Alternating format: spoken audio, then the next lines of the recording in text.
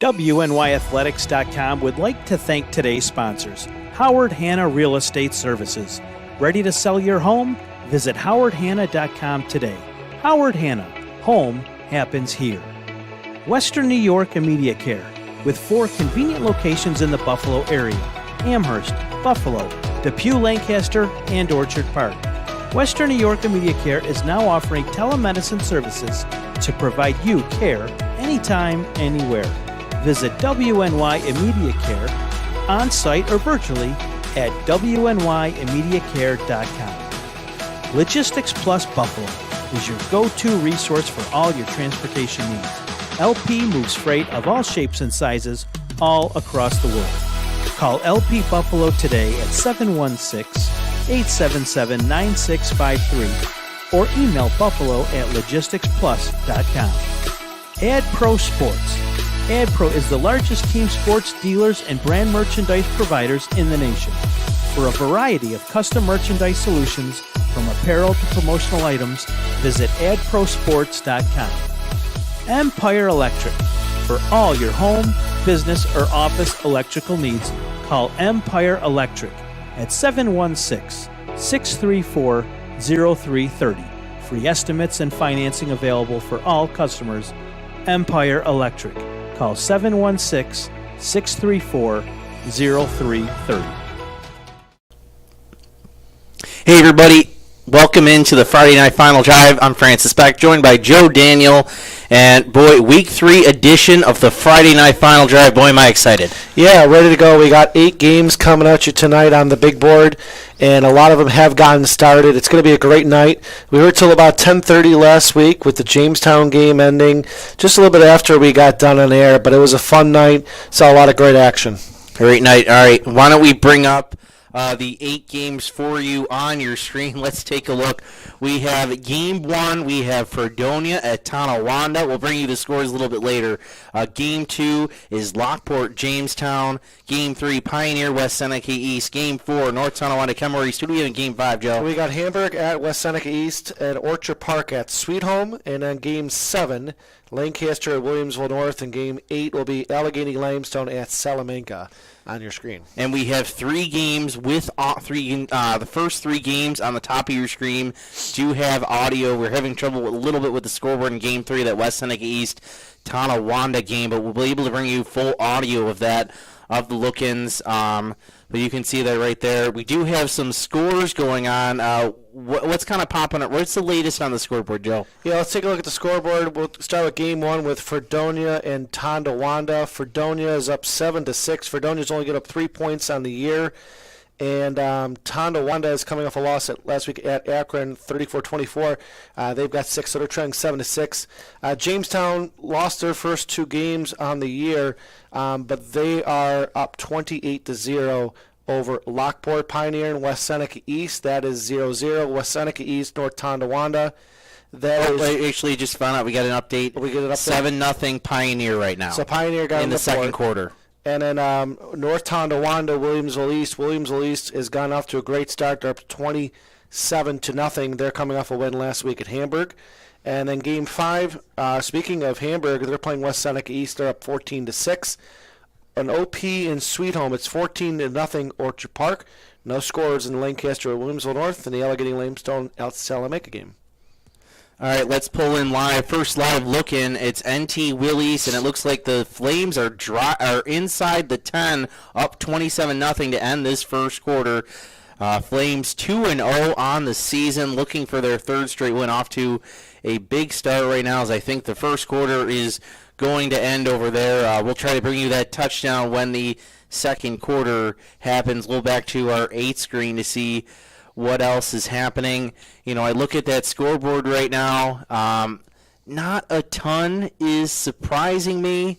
I see Tonawanda Fredonia is kind of close. I am impressed. You know, Tonawanda had that big loss last week to Akron. They're facing a very tough Fredonia team, so it's good to see that early on, at least, they are. I try to bring back our 8 screen up. That they are staying with the Fredonia Hillbillies. And then you got Orchard Park and Sweet Home, with Orchard Park up 14-0. Sweet Home had won their first 2 games, so They're in a little bit of danger here early on with Hamburg coming off that loss, but they did win their first game against Lockport. Lockport bouncing back here in week number 3. So it's still early. And it looks like West Seneca West has just scored. Someone just ran into the end zone for West. They are now down, pending the 2-point or extra point. They're down 14-12 to Hamburg early in the second quarter as they get ready to line up for the extra. It looks like they're going to go for an extra. We'll see what they do. I think I see a T. Yeah, it looks like they're taking some time, but I don't know. It looks like possibly the quarterback's looking for the play there. We're going to switch it over now. Will East first and goal, start to the second quarter. Looks like they're on the 2. And here they go. They're going to pass it, swing to the left, and nice and easy, walks right in. And Will East has had no trouble moving the ball against North Tonawanda in this game. Will East with the Flames kind of remind me of the Chiefs a little bit here with the red and the white and the red helmet, but they've looked strong here. They're off to a great start early in the second. Well, it looks like West Seneca West is going for 2. Let's see how that's going to work. Yeah, as we expected, they're going to run in with a quarterback. They're going to get stopped, and a great job by the defensive line there. They got in there quick. So the 2-point conversion will not fail, and the Bulldogs get a big stop as they will still have that 2-point lead. All right, I just want to look up here, see who got the touchdown for, it looks like it was number 6, Duce Jemison, according to my eyes, caught that touchdown for Williamsville East. We'll head back to the 8 screen right now. Take a look what's going on. It looks like we have action in Game 1. Game 1, exactly. Let's see. I think there was a score in this game. Fredonia. Let's pull in the audio. John Karuba, Jim Craig. A beautiful throw by Fry. He's had an excellent game so far. And so, again, it's going to be Tabone on for the extra point. Snap down, hold is good. Kick is up, and that is good as well. So the extra point goes straight through. And with 5:45 to go in the first half, very entertaining, fast-moving ball game. Fredonia 14, Tonawanda 6 right here on WNY Athletics. All right, that game heads to break. We'll go back to the 8 screen, see what else is happening in section in our area. Let's see, anything else going on? We know Will East just scored. Why don't we go to Game 7, where we have Will East, Will North, and Lancaster. It looks like that one is still knotted up at 0. We're trying to look at that scoreboard on the left side. It looks like now it's Lancaster with the ball, though, driving just outside the Spartans 40. Again, this is a non-league game, but I think it's a good barometer for both teams. North, they're 1-1, coming off that big win over Frontier. They want to see who they really are, and they face a very tough team in Lancaster, who's played some tough games as well. Yeah, running back's going to take it to the left side. He's going to get maybe 2 or 3 yards there. Not much of a gain there, but France looks like it's that second down or third down. I can't really see on that clock. It looks like it's second down. Yeah, it looks like it's second down. Second down. On here. Why don't we go back to our 8 screen? Looks like they having some issues over there. Let's check out, let's see. Let's go to Game 2. Looks like we have looks like Lockport has the ball around midfield. Looks like it's 2nd and 10. We know the Lions are coming in. Taki West is now the quarterback. Remember, Jason Green was supposed to be the quarterback going into the year, but last minute he had a bit of a change of heart, moved to Williamsville, and is now with the Billies. He actually plays quarterback and a little bit of wide receiver for the Billies. But why don't we jump in to Norm Rodriguez and Colin Wood. And we got a flag on the play. It's going to be another false start against Lockport, so moving back to about 2nd and 15. So, yeah, indeed, it's a false start on the Lions.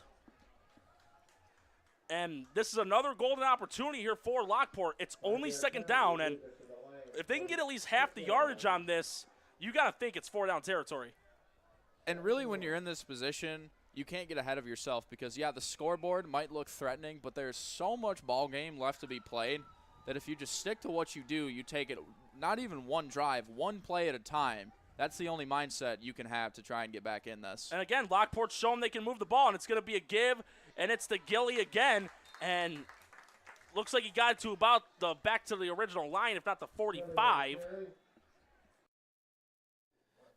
All right, on that note, we're going to go to Sweet Home, where right now the Panthers are driving a bit. Orchard Park up 14-0. Another non-league battle here, another barometer test game for these two teams. And it looks like actually Orchard Park just scored.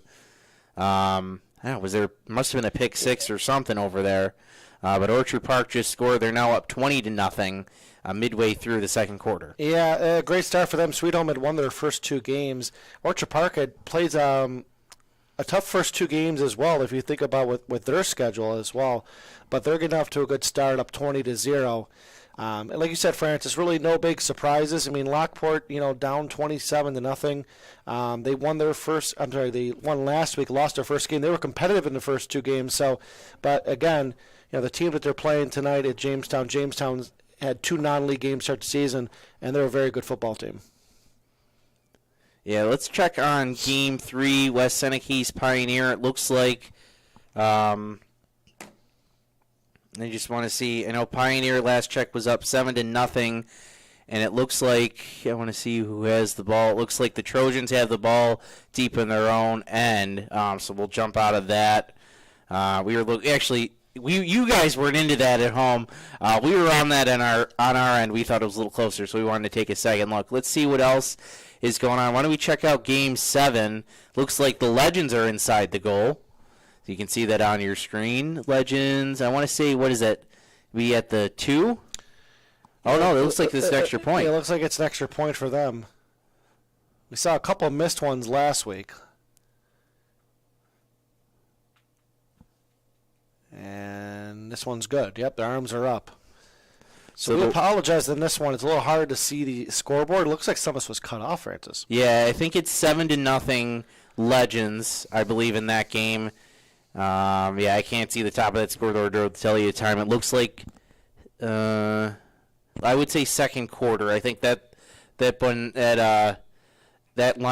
there is the quarter. So I believe it's second quarter in that one. We'll head back to the 8th screen preview right now. Let's see what else is going on here in sections. Actually, why don't we head to Twitter while we're looking at that, see any other scores going on. So right now we see... Well, we see with Lockport, Trey Drake's got 3 touchdown passes and 1 rushing touchdown. And we saw a lot of Drake last year, just how impressive a football player he is. That makes the offense go, right? And what else we got here? McKinley's on the board with an 8-yard touchdown run by Tyrone Hughes. And it's the Devils cut the lead to 13-6 with 9:33 left in the second quarter. Medina's posted a score. They're always very good at that. Let's see what we got going on here, Francis. Mustangs up 13-6. Amari Soul, 1-yard touchdown run for Medina. So the Mustangs lead 13-6. 7:57 left in the second quarter. If you're out there and you're at a game, please send us some scores update. Mention us on Twitter at WN Athletics as we go to Game 5, as it looks like the Bulldogs are driving. 7 minutes to go in the second quarter of that one. Bulldogs up 2 after, I think we saw that missed 2-point attempt by the Indians. Bulldogs offense quickly moving. They're right now at the 13-yard line of West in that game. And Hamburg does have a strong running game with their quarterback, Lavelle. He's got 115 rushing yards, but Nolan Gannon, Jake Heldman, those were 2 guys. They both got touchdowns on the year who really can run the ball for the Bulldogs. Well, let's see what they do here. They're up 14-12, 6:25 to go. Runner in motion. Heldman's going to keep this one. He's going to fall forward for a couple. But again, West Seneca West here. And I love West Seneca West jerseys. Remind me of the LSU colors. And fantastic. Even the well, I think it's the tin of the camera. Is it the tin of the camera? They're actually blue and yellow. They're blue and yellow. I'm like, why am I seeing purple here? Yeah, I think it's the tin of the camera. I'm not colorblind, I promise. All right, so tint of the camera. So that's going to bring up their next down here. There's a timeout. We're going to go to the Fredonia-Tonawanda game real quick. Yeah, it looks like Fredonia is driving. We're going to give the call back to John Karuba and Jim Craig. But the referees give them credit. They saw it a little bit differently, and so they said pass interference. And so now what a golden opportunity for Fredonia First and 10 from the Tonawanda 6. That goes with an automatic first down, John. So even though they didn't make the line to gain, it didn't make any difference. Automatic first down. And so timeout on the field. All right. On that note, while they take a break, we're going to head over to Sweet Home Panthers. No score yet, but they are inside the red zone, about the 15.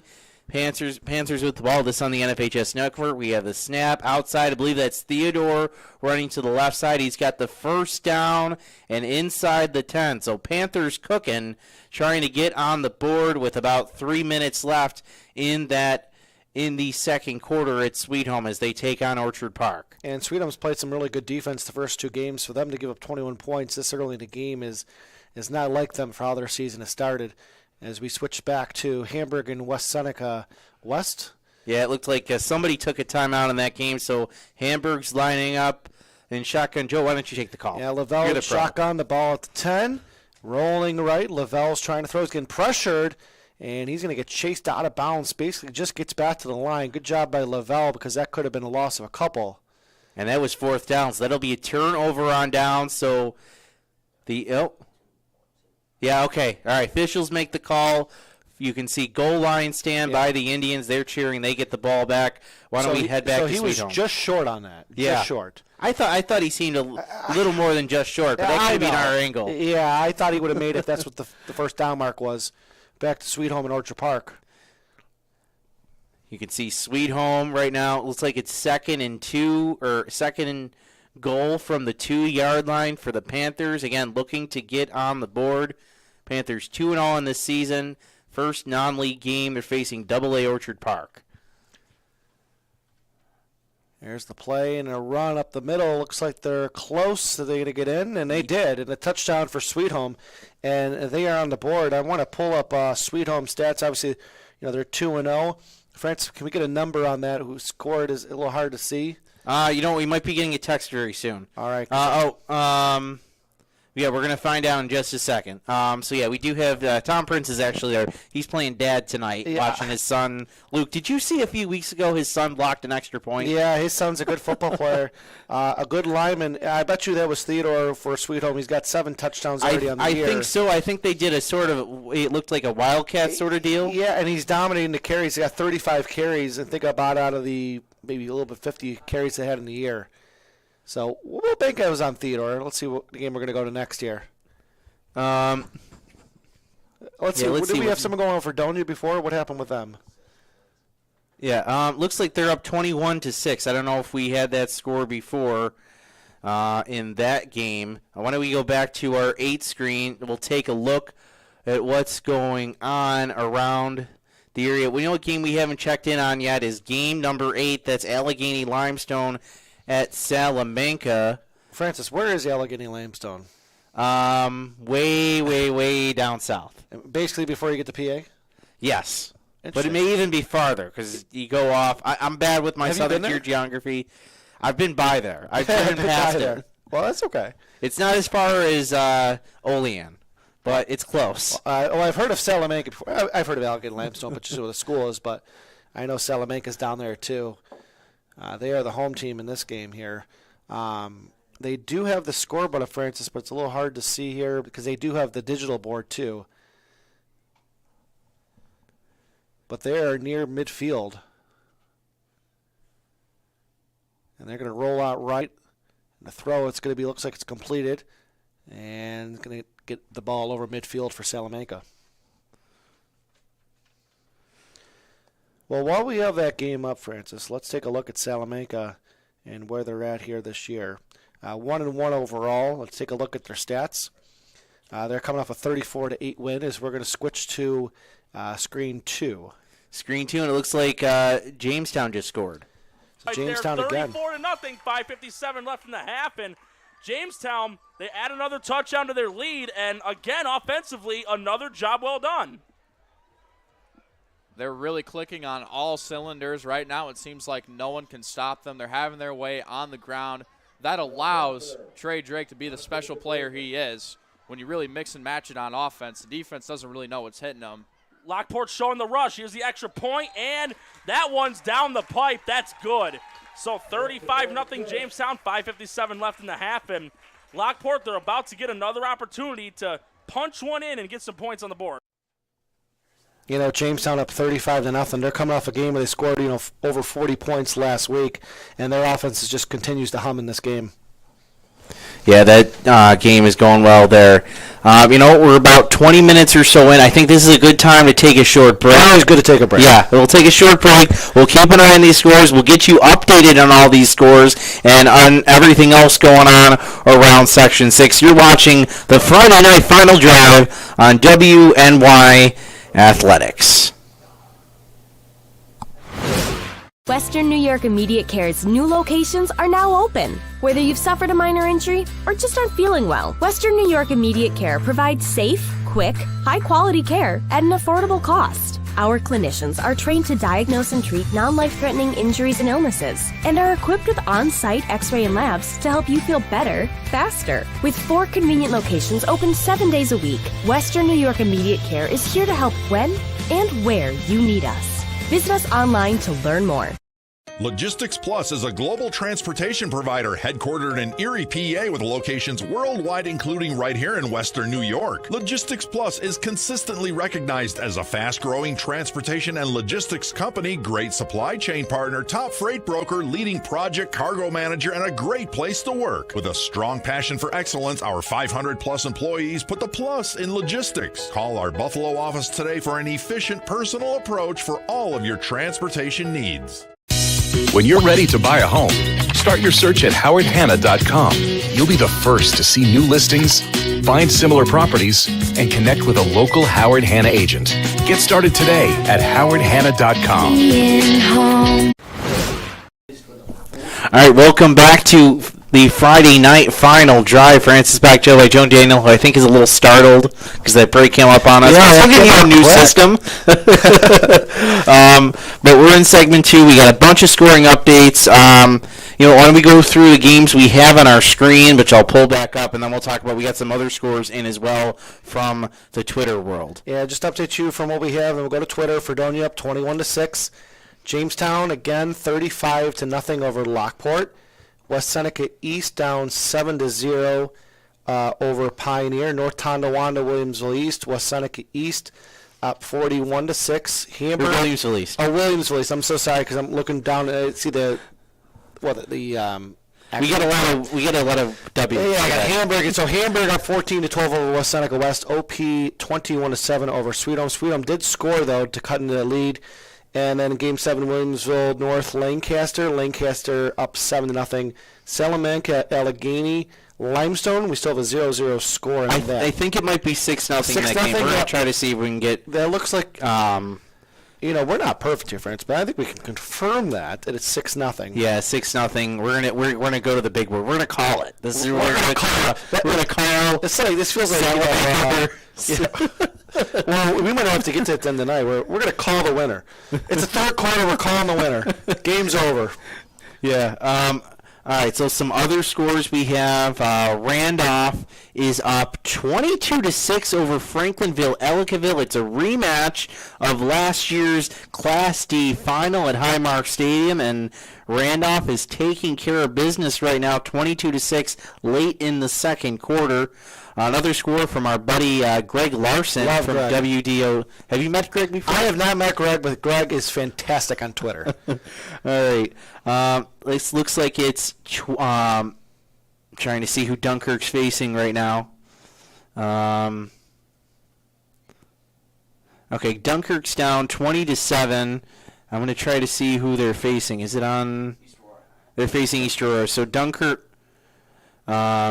Oh wow! So it's East Aurora leading Dunkirk 20-7. Big East Aurora Holland. East Aurora Holland going to go up. They struggled the first 2 weeks, but it looks like they're off to a good start in week 3 of the season. Let's see if there's any action going on in our games. Why don't we check in? It looks like we have a couple games at halftime. You can see that North game is at halftime. I did find out it was Max Stolt who has the touchdown I'm sorry, it was Max Stoll found Micah Harry, returning Connolly Cup finalist, on a 28-yard pass. That was the touchdown in that game. Let me see if there was another update. No. So halftime, it is Lancaster 7-0 over Williamsville North. That game at the half, and we got some other scores on the board by impromptu what do you call him? Co-spotter? Co-spotter. Co-spotter, Dean Adams. at the games, by the way. This is fantastic. Yeah, we got a co-spotter up there. So it's Kenmore West 21-6 over McKinley Blue Devils, coming off that big win last week, leading a McKinley team who is off to a 2-0 start. 21-6 in the second quarter. Cleve Hill ahead of Medina, the defending Class C champions, 22-19. Is that game in the second quarter? That game's in the second quarter. Yeah. What else do we have? Let's see. We got the Dunkirk score, right? We know what's going on there. We're getting another update here. Clarence. Let's see. Clarence got 14. Niagara Wheatfield. So Clarence is up 14-8 over Niagara Wheatfield in the second quarter of that game. Okay, so those are your scores. Let's see if we can get a live looking into one of these games. I'm trying to see. Why don't we go game 2, the Jamestown-Lockport game. Jamestown with the ball in their own end. They're looking to get a win. Let's go to Jamestown. We won't pull in their audio yet. I just want to talk about Jamestown for a minute. This team's 0-2, but don't be fooled. They lost to Lancaster and Orchard Park, which are both big AA powers. Remember, Jamestown's a single-A school.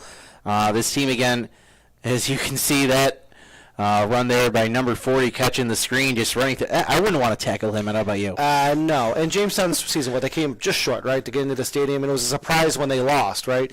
But, having Trey Drake back there makes everything easier. He's already got 4 touchdowns already in this, the first 2 weeks. And he's got a great arm and stuff, and he can also run the ball. So this is just a powerful team in all aspects here. And you know what? We talk about in college, right? Playing road games, right? Non-league games. Give them credit. They played some 2 tough teams, and they won one of them, and it's only going to make you better for the season. All right, as we'll head back to our 8-screen preview, see what else is happening around the area. Let's see. In Game 5, West Seneca East is trying to get out of their own end. Let's see if anyone else is driving. Looks like most teams are pretty much in their own. Actually, the closest is Fredonia, who just had a big run to get into the end zone. About 2 minutes left in the second quarter of that game. So they're driving, right? Yeah. They're driving. Or does, trying to see. Yeah, Fredonia does have the ball. So they're driving 21-6 in that game. Well, they have Ethan Fry, right? Fry, I remember that name from last year. I think he's the second Fry. I think there's another Fry before. Of course there is. There's always a ton of Fries. There's that one name, right? Ethan Fry's got 4 touchdowns on the year. But Fry and Micah Davis, both 2 strong carriers, they've got over 55 carries between the 2 of them. Yeah, and remember, Fry's is just a first-year starter. He's taken over for Nick Whitfield, was a fantastic quarterback for this team, led them to the Class C sectional final at Highmark Stadium. Oh, that's right. He's a quarterback as well. Yeah, so doing a great job filling in those shoes there. And why don't we check into Game 6? That's Sweet Home Orchard Park. Trying to see who has... Oh, it looks like there was an interception. Let's pull it up on our screen. It looks like there was an interception. Referees are spotting the ball. It looks like Sweet Home has the ball, right? Yeah, we're trying to make it out right now. What else? Okay. Okay, Sweet Home has the ball. They have it 2nd and 10. So it looks like, and it looks like there's about 12 seconds left to go. So we'll stay with this one until the half. Sweet Home with the ball. It's Pinto. He's going to throw it to the right side. Overshot him. Yeah. A little bit out of reach, but, that's kind of what happens. End of the half, you're just looking to get on the board. Yeah. That's when you're taking your shot. Sweet Home might not throw the ball a ton, although I think Rocco, you have the stats up there. How is Rocco Pinto doing? Yeah, that's a pretty cool name for a quarterback. It is. The first of Rocco and Pinto, he's only thrown about 23 times. right? But 4 of those 13 completions have gone for a touchdown. He has the longest of 75 yards. So, and by that throw, he can throw the ball that out there. So we're going to go to screen 2, which is the Lockport-Jamestown game. Looks like Jamestown's driving again with 1:27. We'll keep the eye on here in Sweet Home Orchard Park if anything goes on with only 6 seconds left. But for now, Jamestown Lockport, we'll get into the sound. All right, looks like that one went about. Oh, looks like there's a flag and a touchdown for Jamestown. It looked like I timed that wrong. Yeah, in the audio. Points but that's okay. The first half for Jamestown, 41-0, $1:10 left in the half, and Profiter getting set to kick extra point number 6. And that was just an absolute magnificent ball from Trey Drake. Put that one on the money to Melendez. Not so much a back shoulder fade. That one just going to the corner of the end zone, and he lofts that right into the breadbasket. And I think North Dakota State did a great job signing this kid because he's going to be a problem at the Division I AA level. Lockport was showing the rush again, but again, Profiter, that kick went high in the air with the greatest of ease and through the uprights of the flying trapeze. All right, let's take a look here. Orchard Park, Sweet Home. Is Sweet Home going to kick a field goal? Is that Brandon McManus out there? Oh, my goodness. This is a 52-yard kick? And that is just short, maybe about 10 yards, but that was a heck of an effort. Really was. Did not see that coming. All right, so Brandon McManus. Only on the Friday Night Final drive. Yeah, and McManus now plays for Sweet Home. Maybe it's his son. I don't know. But that was a great kick. It was well short, but still, what a great effort on that kick. That's going to do it for the half with Orchard Park up 21-7 over Sweet Home. All right, let's check our other games going on right now. It looks like let's go to game 4. Will East down in the goal line. Handoff up the middle. Yeah, it looks like did they score? Refs deciding. Maybe if they want chicken wings for dinner. No, it's short. It's short. Will East players thought they went in. I know. I think our score guy thought they went in too. Although we didn't see anything from the officials. Their quarterback, and I'm pulling up their. No, stats. that was a goal. That was a touchdown. It was I didn't see any arms. It doesn't count. We didn't see the arms because Sean Sanderson, right? He thought it was a touchdown. It clearly was, but we don't have the all 22 here. We have the all 18 with the angle, right? But that's actually our man Tim Gardner keeping track of this game Tim. for us. Great guy. Yeah, he's unique. One-man show. He's doing the score graphics and doing the camera, so props to him. Oh, and that one was blocked there. Cannot be returned. We learned that last night in our game, Kenmore East South Park, where the Sparks beat the Bulldogs 52-24. Don't let that score fool you, though. The Bulldogs actually were in that one. We're in it for most of it. As we go back to game 1, it's Tonawanda with the ball at their 35, down 2 scores, end of the half. Pressure coming, rolling to his left. He's in trouble. Now he gets away. Near side, Hail Mary, back in the end zone. Near side, did he bring it in? That would be a heck of a catch. No, they say out of bounds. He caught the ball all right, but it was out of caught bounds. it, but he just couldn't get the feet in at all. Too bad for Tonawanda because that was one heck of a reception in the back and a great play. But another flag. We have another defensive flag. And it's another defensive flag. So we're going to get another untimed down. Give Tonawanda one last chance. Well, I'll say this. A very entertaining first half, and it don't want to end. It literally doesn't want to end as it continues. And now you saw what Tonawanda just did on that Hail Mary. They get another crack at it. You can only think what could come on this play now, Jim. As we welcome those of you who are watching on Friday Night Drive alongside Jim Craig. I'm John Karuba, and obviously Francis Beck and Joe Daniel Beck in Mission Control back in Amherst. Hoping they're having fun back there. Maybe not too much fun, but they do a great job, and we certainly are glad you're tuning in here. But we have had 2 defensive flags in a row, And we are going to get another one here. And a quick reminder, because we have the... All right, we're going to go in, and it looks like it's a Pioneer touchdown. Quickly running down the field, number 23 for Pioneer to double their score. They were up 7-0 at start of the half to check it. Let's try to see who – do you have your Yeah, we'll try to see who 23 is. Want to give him credit for that touchdown. just an update with the Tonawanda game that ended at the half. Just an incomplete pass, so you didn't miss anything there. So let's take a look at Pioneers 23. Give me 1 second. I'm going to know my alphabets here. It's funny. The quarterback for Tonawanda was running around like my niece and nephew do at TJ Maxx. Pioneer, where is the letters, Francis? I can't find it.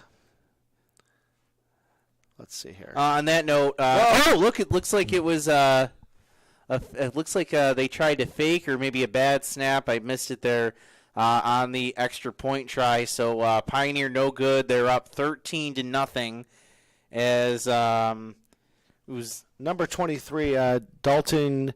Is it Gibbon? Gibu, it looks like. Dalton Gibu had the touchdown. So 13-0 Pioneer early in the third quarter of that game, as we'll head back to our 8 screen right now. We turn off the audio for game 1. Let's see what else is going on. It looks like we have a bunch of games at the half. Let's see. It's our game 1 game is at the half. The Fredonia Tonawanda we just saw. Hamburg West Seneca West looks like is at the half. About 4 minutes left in that half. Sweet Home Orchard Park we know is at the half, and it looks like most of these games look like they're at the half right now. Although let's go down to Williamsville North,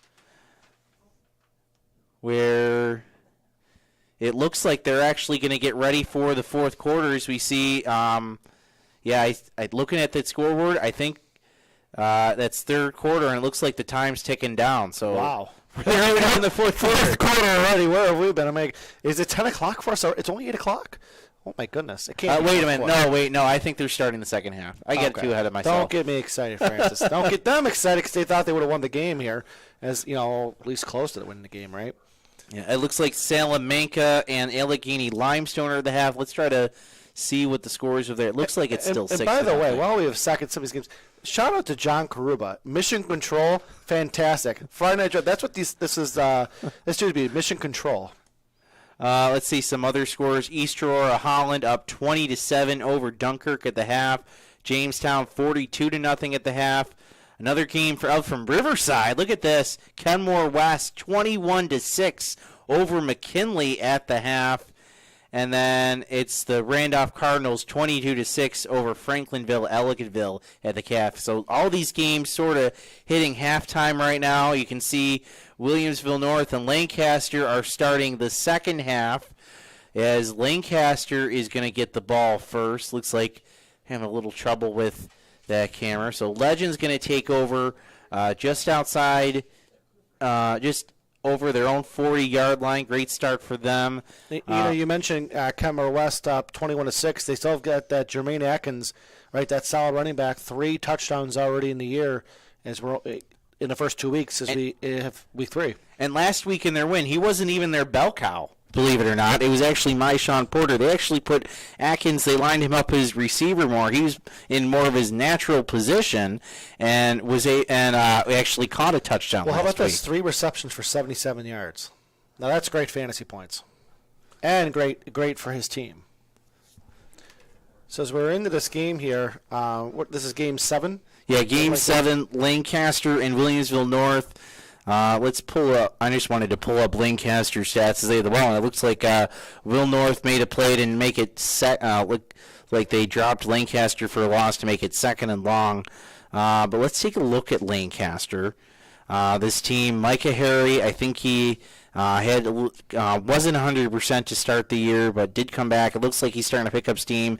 Has 148 yards to start in the first 2 games, and then they're led by quarterback Matt Stolt, who hit Harry for that touchdown. Yeah, and they're going to get a touchdown here. Wow, what a pass down the sideline on a 2nd and long, and it's going to be short. It looks like there might have been a flag around the 10, but they're excited here. That was a great long play for Williamsville North. Yeah, big pass over the middle. We couldn't really catch a number there, but we know our Mike Bodanik is there, unless you saw a number. Oh, I struggle seeing the numbers when I'm at the game. I mean, we don't have HD quality here, and it's tough with this stuff. But regardless, all jokes aside, that was a great pass down the sidelines and caught them sleeping here on a 2nd and long. Yeah, and you know what? Max Stolt is a quarterback. You know, he had to split time last year. Now he's a senior, and it's on him. And, you know, I think there were a lot of questions about whether he would be able to step up and take over the job 100%. And right now he's showing he can. And if he can do that for Lancaster, they're going to be a major threat for Bennett and Orchard Park. And based on the stats of Section 6, that was his longest pass of the year. And it looks like that was a direct snap to Harry on the Wildcat, and the ball came out. It looks like there was some. I don't think the ball came out. I apologize for that. It looks like he was taken down for a very minimal gain, so it'll make it 2nd and goal from about the 8. I think they may have lost yards. Actually, most of our games in halftime right now. I think that actually all of them except for this one are in halftime right now. Let's see if we have any other scoring updates. 13-0 Pioneer. We knew that in the 3rd quarter as we have a run here, direct snap, and a Will North defense steps up and stops the run to the outside by the quarterback. That'll make it 3rd and goal right now for the Legends. So Legends having trouble moving the football inside the 10 after that long pass play. And we have these are the stats of what team is this? Lancaster. Lancaster. Okay, so Lancaster stats are up. All right, on a 3rd and goal, ball inside the 5. And they're going to try to run up the middle, and they're going to be short again.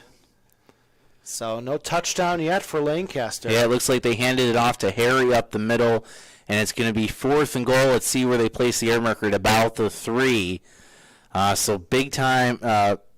So big move here for Lancaster. Early in this 3rd quarter, going to try to go up 2 scores in this game. And you know Brandon Staley from the Chargers, they would go for it, and they're going to go for it on this as well. I mean, I'd love the opportunity to kick a field goal here, but, I mean... You got to have the kicker, though. You got to have the kicker, and it's this close. Let's see. This is a big stop here.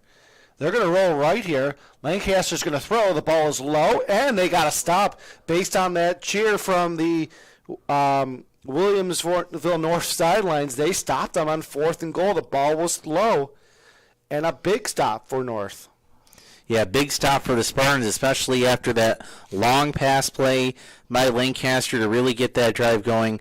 This is, again, a barometer test for Williamsville North. And it looks like right now their defense is doing pretty well as far as coming up with that goal line stand. Now it's up to the offense to try to get it out of the zone. We are staying with this game for a little bit because it's really, I think it's the only one that is out of halftime right now. And even most of the games that the scores we're getting in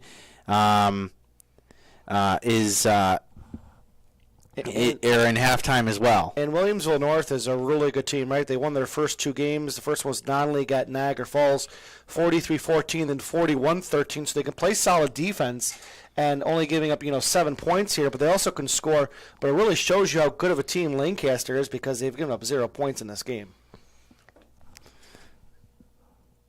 Why don't we head to, in the meantime, we'll head over to Game 3, Pioneer West Seneca East, 13-0 in the 3rd quarter. Last we checked in, it was Giblu who scored on the long run to give Pioneer that lead. It looks like they have the ball back in West Seneca East territory on the 45.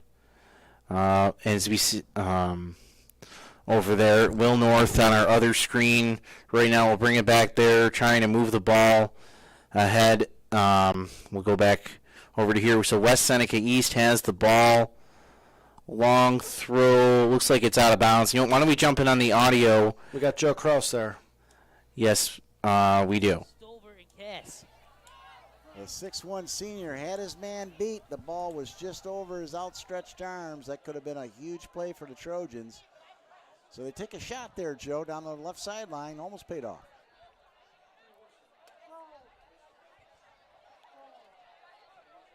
Boy, the Red Raiders of Jamestown getting some revenge tonight. After 2 tough losses on the road, back at home, Strider Field, and they're up 42-0 over Lockport. A super-sized blowout down there in Jamestown land. 2nd and 10 on the Trojans' 45-yard line. One man in the backfield for Deptula. He takes the snap. Deptula rolls out to his left. Deptula on the run. Gets to midfield, still on his feet, keeping the chains going, and the pressure from behind finally brought down the Panthers' 45-yard line. Looks like Krieger. All right, we'll head back to Williamsville North. Spartans get the first down. They have it 1st and 10 at the 20, but it looks like there's a flag and a false start on the Spartans. They'll bring them back 5 yards. It will, but they did a good job of getting the ball outside of their own goal line, basically. Get some breathing room here. In the meantime, why don't we head over to West Seneca West, where it looks like the Indians have the ball to start the third quarter. Just a minute gone by in the third. Indians with the ball down 14-12 to Hamburg, and I believe this is an 8-2 battle. I'll double check that, but I'm 90% sure this is an 8-2 battle between these two teams. Hamburg suffered a tough loss to Williamsville East last week. I think I heard they might have had a couple injuries in that game. So these two teams, so Hamburg's certainly looking to bounce back.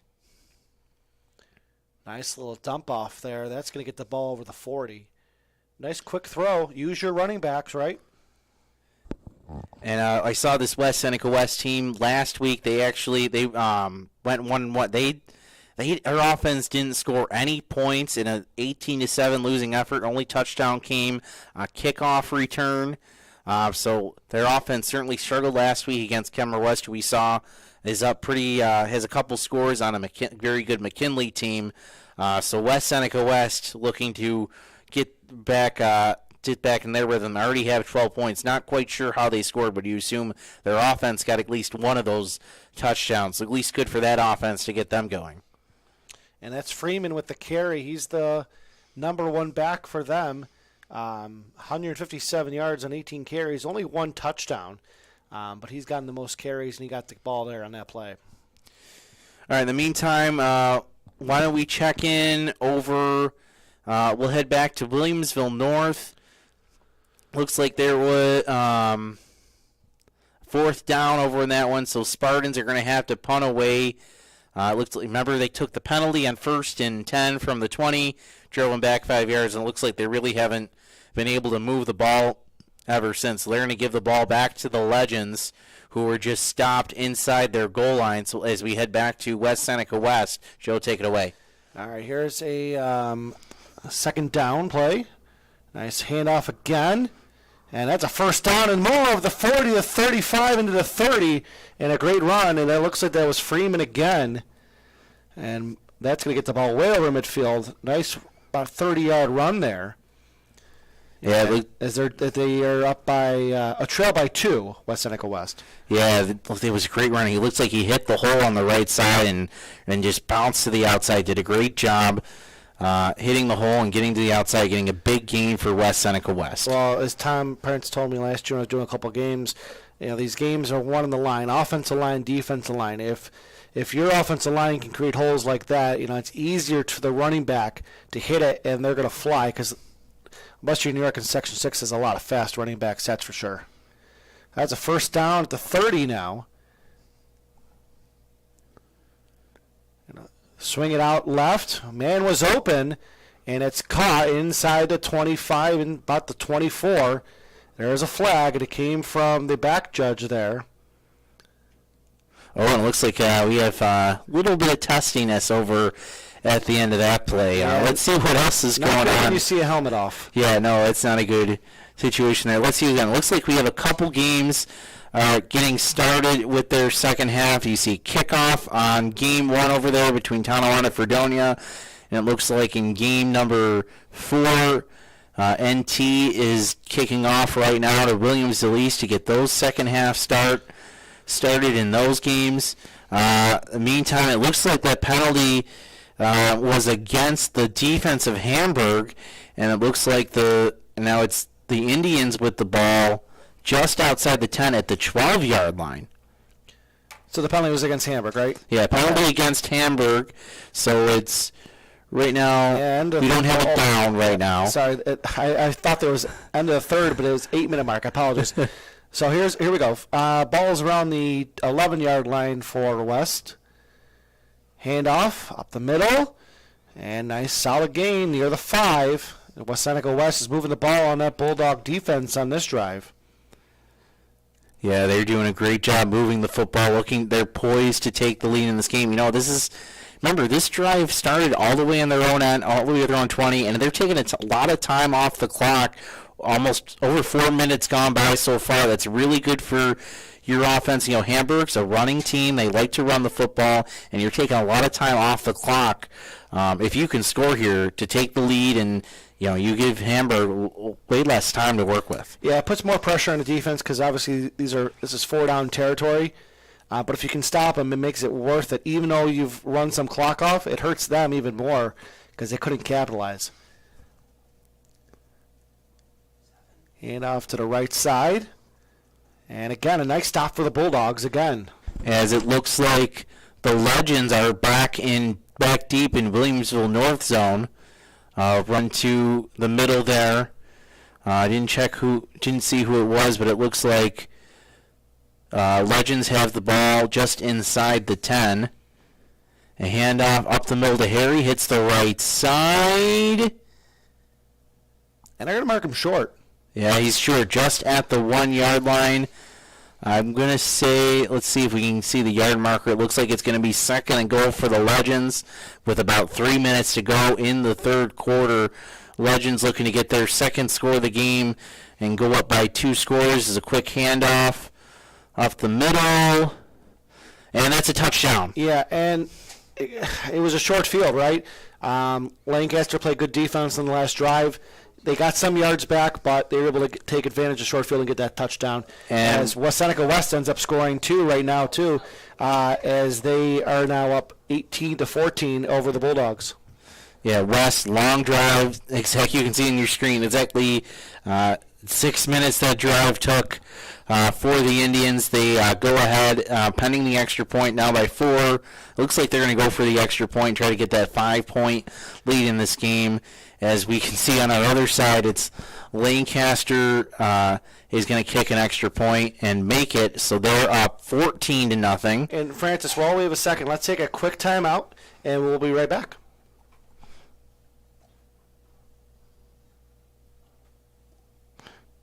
Oh, hold on. Western New York Immediate Care's new locations are now open. Whether you've suffered a minor injury or just aren't feeling well, Western New York Immediate Care provides safe, quick, high-quality care at an affordable cost. Our clinicians are trained to diagnose and treat non-life-threatening injuries and illnesses and are equipped with on-site x-ray and labs to help you feel better, faster. With 4 convenient locations open 7 days a week, Western New York Immediate Care is here to help when and where you need us. Visit us online to learn more. Do you insure a lot of businesses? Yes, we do. How about restaurants? We got a bunch. Do you cover property damage? Yes, we do. How about my equipment? Covered. How about sewer backup? We got it. What if my cook gets hurt? They're covered. Foodborne illnesses? Covered. What if my party tent goes down? Covered under property damage. And you say this is all under one policy? One policy. When do I pay? Once a month. Just one time? Just one. Is there anything you don't cover? What's your record for consecutive questions asked? 31. Tables. We don't do tables. Gotta love Buffalo. For all your insurance questions, call the Wolf at 835-WOLF.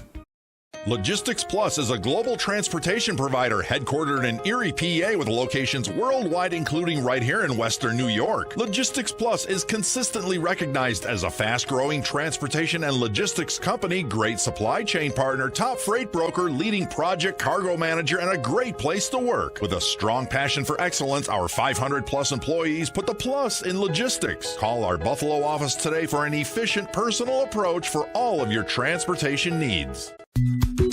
I love being home. There's nothing better than owning the perfect house to come home to. You've earned it, and we'll make it happen. Our local real estate experts and in-house team of financial professionals make buying or selling your home simple. Howard Hanna. Home happens here. I love being home. All right, welcome back to the Friday Night Final Drive. Joe just grabbed a little refreshment. Yeah, He's back to the seat. I got a little hungry, but I didn't want to eat the cheese in the fridge. We're back in mission control, as John Caruba referred to us. Yeah, that's a great name. No, That's better than what I had in mind. Can Mission Control Western New York Athletics be in the background? All right. We just got an update. Our good buddy Jack Cruiser. It's now 14-14 between Falconer and Cheektowaga. Demel Postian just returned the opening kick of the second half, and then Cameron Warburn went in for the 2-point conversion. So 14-14 over there. We have Kurt Fisher's Falconer, Cassadaga Valley, Maple Grove tied with Cheektowaga. As we take back a look at our 8 screen, why don't we go into game 1? There we go. It looks like Fredonia is driving with the ball. They have a 4th and 3. Let's bring in the audio. He's got 2 receivers to either side of him. Single backfield, again working out of the shotgun. The snap, 3-step drop. Fry looking, end zone, fires towards the near side. And it looks like the Hillbillies wanted a flag, but not going to get one. Towards the near corner of the end zone, incomplete, second out. Again, Tonawanda's pressure has been very good in the second half. Lucas Reinhardt was the pressuring defensive player for Tonawanda. And he's a sophomore, so good things are going to happen for Lucas Reinhardt, I'm sure. On a 2nd and goal, Fry takes the snap, fires it far. And we have a touchdown for Sweet Home. Sorry to make the trick transition on you. We just saw that pass going to the corner of the end zone. Well, yeah. I mean, the Tonawanda-Fredonia game, Fredonia's in the red zone. Sweet Home's way out at the 40, and they throw a long touchdown pass, and look, they're right back in this game. Wait a minute. I see the Panthers going back. That may have been incomplete. Incomplete? Incomplete. Panthers are going back. Let's go back to Tonawanda. Control. I know they're having a lot of fun playing football scrambler. And the shotgun snap, fakes the give, rolling right, and he loses the ball! Comes out, recovered by the Warriors! He's fighting his way to the 40, 45, and gets all the way to midfield before he finally gets taken down there. And we're back, Sweet Home, pass over the middle, Pinapino's pass, knocked down after Tonawanda just came up with a big fumble as Fredonia was down deep in the Tonawanda end, fumble on the play. You have Nathan Gusilowski. What a play. He took that ball right out of the quarterback's hands. He ran it back 30 yards. So great play by Gusilowski. He's a sophomore for Tonawanda. Yeah, and looks like it's 4th and 11 right now for Sweet Home at the 26-yard line as we'll stay with this play for just a second. We'll bring you over to West Seneca East just after this. And looks like there's a false start. Timeout. On that note, we'll go to West Seneca East, where it looks like Pioneer is deep in Trojan territory. Why don't we bring the call? Mark Johnson, Joe Kraus. Home to face Albion next Friday, September 23rd, a 7 p.m. kickoff. Albion has to go down to Pioneer. That's a haul. Wouldn't want to be on that bus trip. And we have action tomorrow, right, Joe? Who we got tomorrow? We got Canisius and Maritime. Yep. Another big battle there. 2 p.m. kickoff only on Western New York Athletics. 1st and goal at the East 4 for the Panthers. Schwab rolls to his right, fires. It's deflected at the line of scrimmage. A big bat down on the defensive line. Yeah, I think it was number 2. I think it was Arnone, wasn't it? Or was it Andrew DePula? I think it was Deptula. Yeah, Deptula is making some great plays here, offensively and defensively. And that was close to being intercepted. All right, we are going to head over back to Sweet Home. Panthers lining up on 4th down and 11. Down 2 scores. Joe, take it away. So on a 4th down play, Quarterback's going to run it up, throw it, and did he catch it? Sweet Home thinks he did. Coach thinks he did. And if he did, this is either going to be a touchdown or very, very close. Waiting for the ref signal here. And I believe they did because Sweet Home's offense is staying on the field. That was a great throw and a great catch. I wonder if they marked him just short? Just short, maybe? But, I mean, all they needed was the first down. They only needed 11 yards. So still a big play for Sweet Home. But let's try to see where they mark the ball. It looks like we have a touchdown for Sweet Home. They did score on this. So it's 21-13. Thank you to Tom for that text message.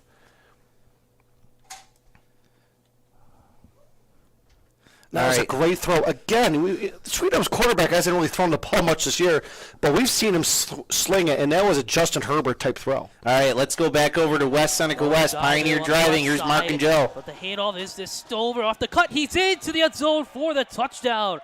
Kyle Stover with the 3-yard score. 9:20 to go, and the Panthers expand their lead. Stover made a nice move back to the inside off the tackle and had nothing but pay dirt for the easy score for the Panther running back. A great effort there by Stover.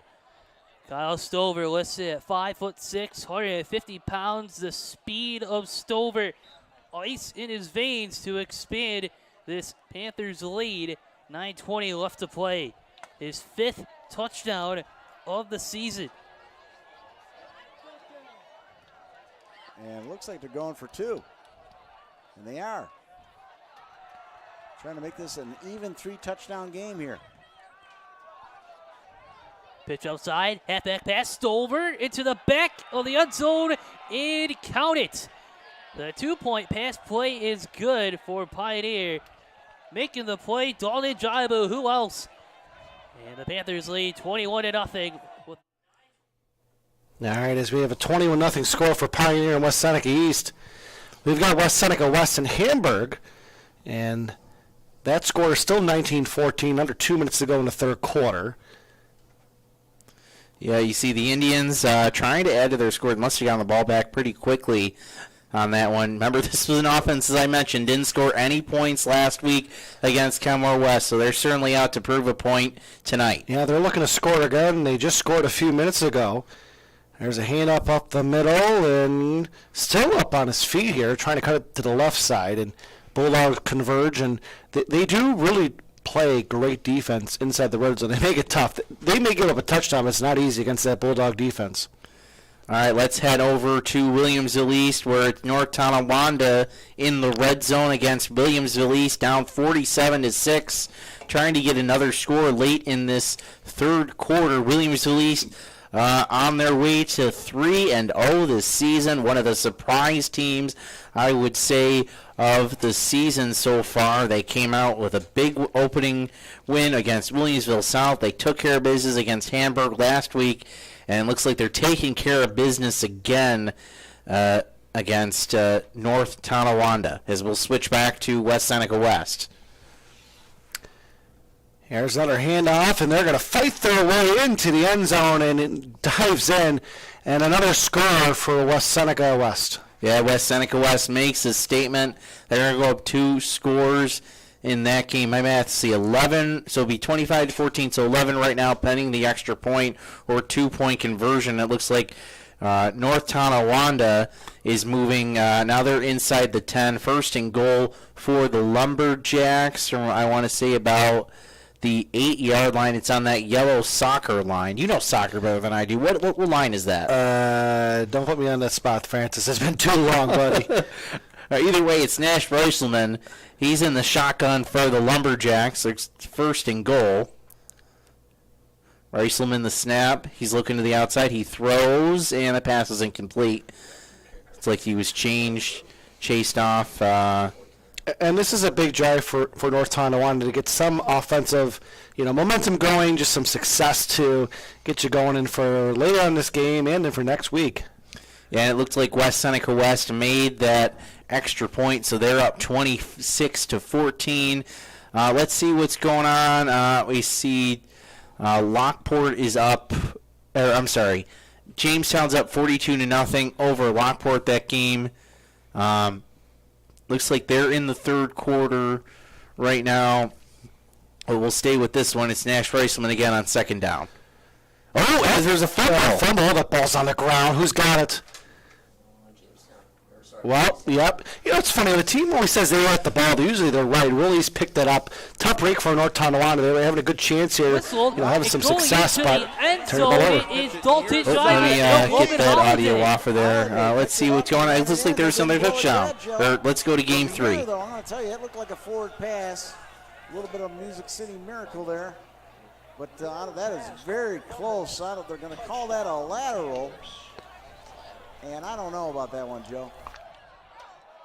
Logan Holiday, one of the other top senior studs, junior stud for Pioneer. Well, the referee had a good look at it. He was the one in the backfield, and he's going to say that was a lateral. Dropped lateral. They pick it up and run it in. Cash it.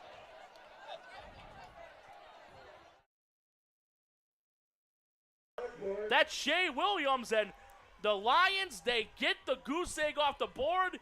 That monkey is off their back, 42-6, and if I was head coach Lockport, I'd be very happy because you're not walking away getting shut out tonight.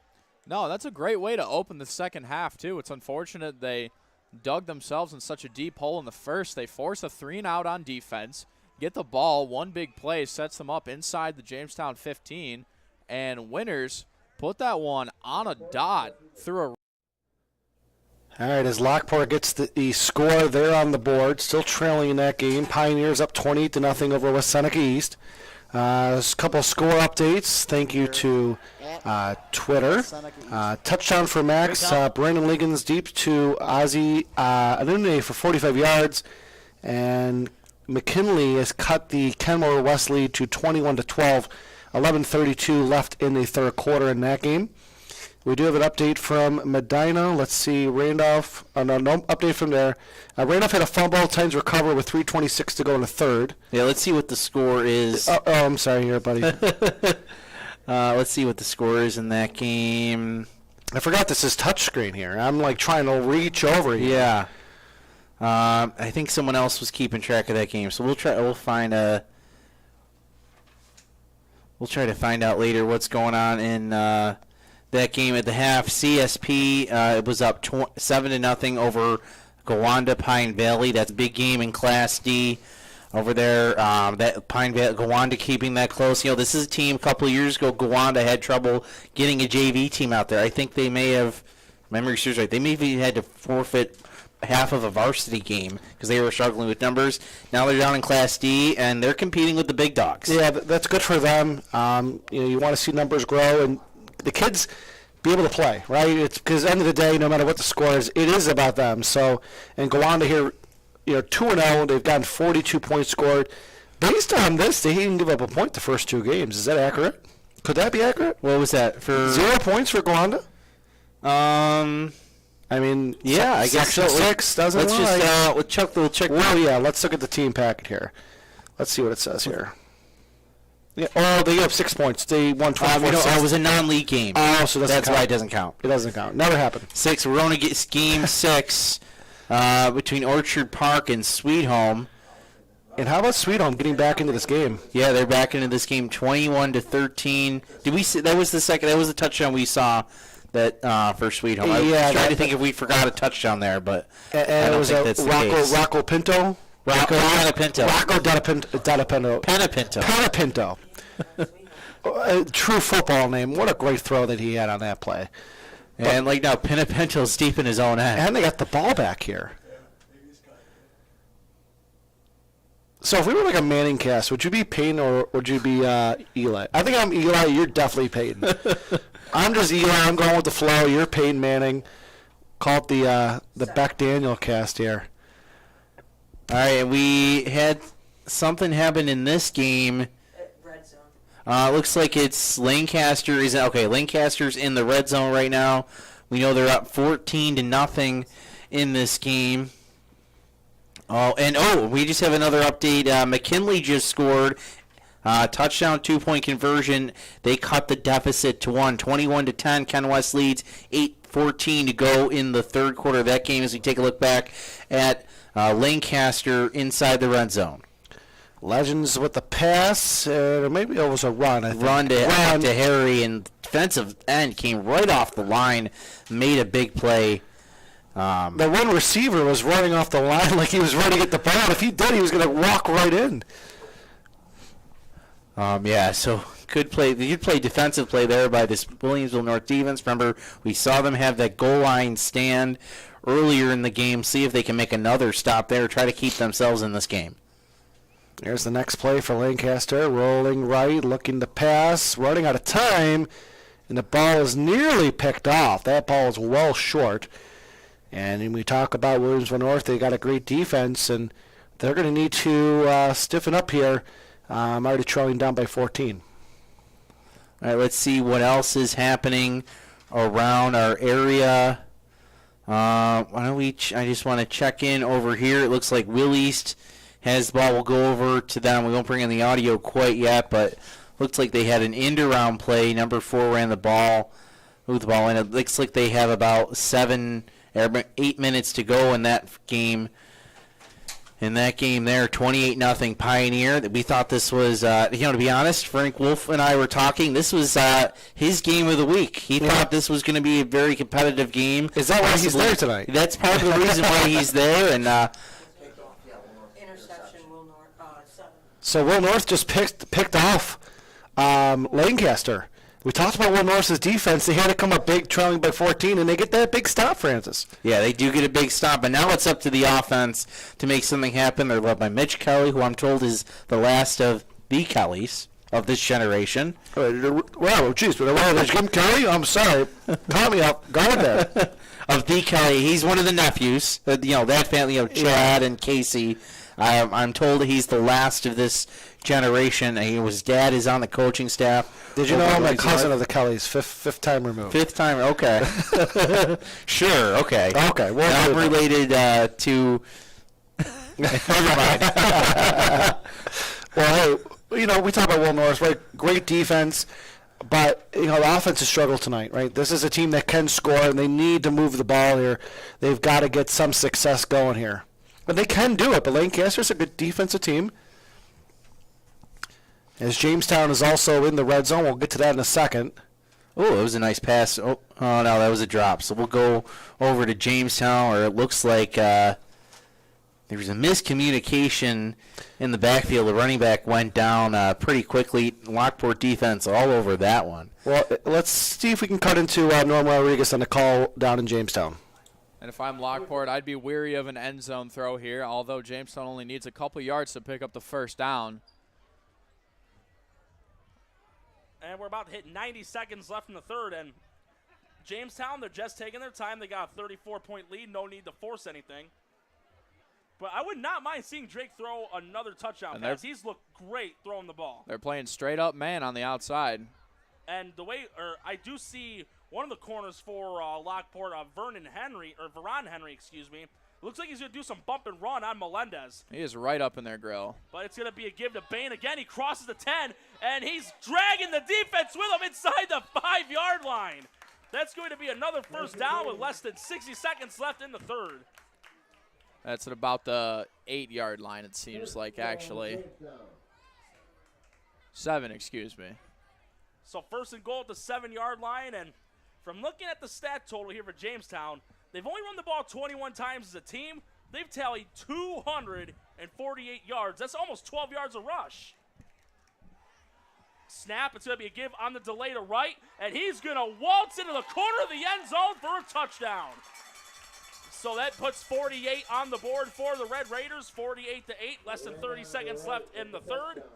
And again, Jamestown, they're playing hard, and it looked like they were hungry for more. As those. All right, we'll head back to the 8th screen. Joe, we have an update from Riverside. Yeah, Francis, actually, you mentioned that update. I'm going to get a hold of who scored that touchdown for Jamestown. I do apologize. Okay, so it is McKinley. They score again. They're up 28 to 21, 7-11 left in the third quarter. This was a game that Kenmore West at one point was up 13-0 late in the first quarter, but McKinley has battled back in this one, and they scored 4 straight touchdowns, take the lead 28-21. Max looking to stay undefeated this season. That's turned out to be the game of the night there between McKinley and Kenmore West. And a touchdown right on right. Only one touchdown coming in, but he made that look good here as Jamestown continues to pull away in that game. And it looks like we got another touchdown for West Seneca West in that game, as their offense has been on fire in the second half. And yes, 32-14. Yeah, so West Seneca West, their offense is cooking. Yeah, because they were trailing 14-12 in this game. That's right. They had 20 unanswered points. Look at that math. That's some high-quality math there, right? It's that's a commercial for St. Francis here? All right, now. We have another scoring update. Looks like Randolph is up 28-6 midway through the fourth quarter, thanks to Todd Palmatier for the update from the Southern Tier in that one. So we saw West Seneca West off to a big start, and let's go to game 2. We have Lockport on a big run. Yeah, Lockport, look at that. That's Gilly. Can he get it all the way to the end zone? He will! Kickoff return touchdown for Gilly. Wow, what a play there by number 6'4", Lockport. Raymond Gilly picks up the ball, takes it down the left side of the field, 78-yard kickoff return for a touchdown, and how about that for back-to-back times? Call me Tony Romo. Raymond Gilly providing a spark for this Lockport team. Right. What were you saying, Joe? Are we on? Yeah. Are we on? Okay, yes, I see what you mean now. Okay. Hello, everybody. I didn't realize we were on. So I see what you mean now. But that was – I love the Tony Romo call. Norm, you're great because, that's a name drop. Paul Feinbaum, CBS Sports Radio, always name dropped. That's just as good, though. Nice job. Gilly, 70-yard touchdown run. He had a long touchdown run on a kickoff return against Hamburg, and he's just got great speed. So that's the second one that he's returned to the house in 3 weeks. Reese, I want to jump back into this Sweet Home Orchard Park game. It looks like the Panthers have the ball in this one. Only down one score. It looks like they're at the 29-yard line. This offense has certainly come alive. I don't know if we have any updates from Tom Prince in this one. We haven't gotten one from him, but Sweet Home certainly proving their worth in this game. So we have a 2-point conversion. Goes incomplete for Lockport, so 49-14 will remain there. We're going to call him Rocco. Rocco throwing that ball down the field. He's throwing the rock down the field. That's what to call it. It's not a football. We apologize for this camera. 90%. Yeah, this camera is not manned by manned. This is one of those. What do you call it? Not computerized camera. It kind of follows the action. So it's not going to be 100% on these. So this is an NFHS broadcast, right? So I know Sweet Home has the NFHS network. It's installed. They got it's a Pixelock camera on there. So there's no sound in this. I think if I bring in audio, it's just. We're going to go to screen one. Let's go to game one. Tonawanda, Fredonia. All right, let's go Tonawanda, Fredonia. Looks like we had a long play here for Fredonia. Yeah, long day. Why don't we bring in John Karuba and Jim Craig? Yeah, that looks been happen there. Answering the bell, and now it's time for the offense to do the same, Jim. That was a great play. It was a terrific play, and you know what, John? They probably should have listened to you and let that clock run out over there and keep the ball at the 2-yard line or the 3-yard line. And at least more seconds would have come off instead of just the 13. They tried to surprise them with that left corner of the end zone, but that was just well anticipated and a perfectly timed jump. All right, we're going to go over to Sweet Home. Oh, a pitch inside to Theodore on 3rd and 8, and they'll make it 4th and actually, they may have. Okay, I think it's going to make it 4th and about 1, looking at the referee spot. As it looks like Tonawanda makes a big play up the sideline. And there's a hit out of bounds. Why do you go over there? There was a scuffle. Listen to John Karuba. This time it was Fredonia that may have made a little bit too much contact after the whistle. And indeed, it is a call against the Hillbillies. So like I said, discipline has been an issue for both sides, and now it's All right, we'll go back to Sweet Home here. They've been moving the ball. 4th and 1. I think they got it. Yeah, near the end of the third quarter. Maybe one more play, but And let's try to see. That's the audio you're hearing right now. A little background sound from the Sweet Home, just the sound out there, sound of the crowd. So right now. Tonawanda, they are moving the ball. They're inside. They're in the red zone, trailing by 15. But if they can get a score here, there's plenty of time. They will be back in this game if they can get a touchdown and at least a 2-point conversion to cut it down to 7. Oh, and there was personal foul on the defense for Veroni. So Tonawanda is even to go deeper in that end. Why don't we go back to there for just a second, listen to John and Jim while we wait for the next play for Sweet Home as they do a measurement over in Sweet Home. And now Fredonia, realizing this game could get away from them, going to take a timeout. I think this is a good coaching move by Coach Sherlock here. All right, we're back at Sweet Home. They're doing the measurement right now. Let's see if we can figure out the call.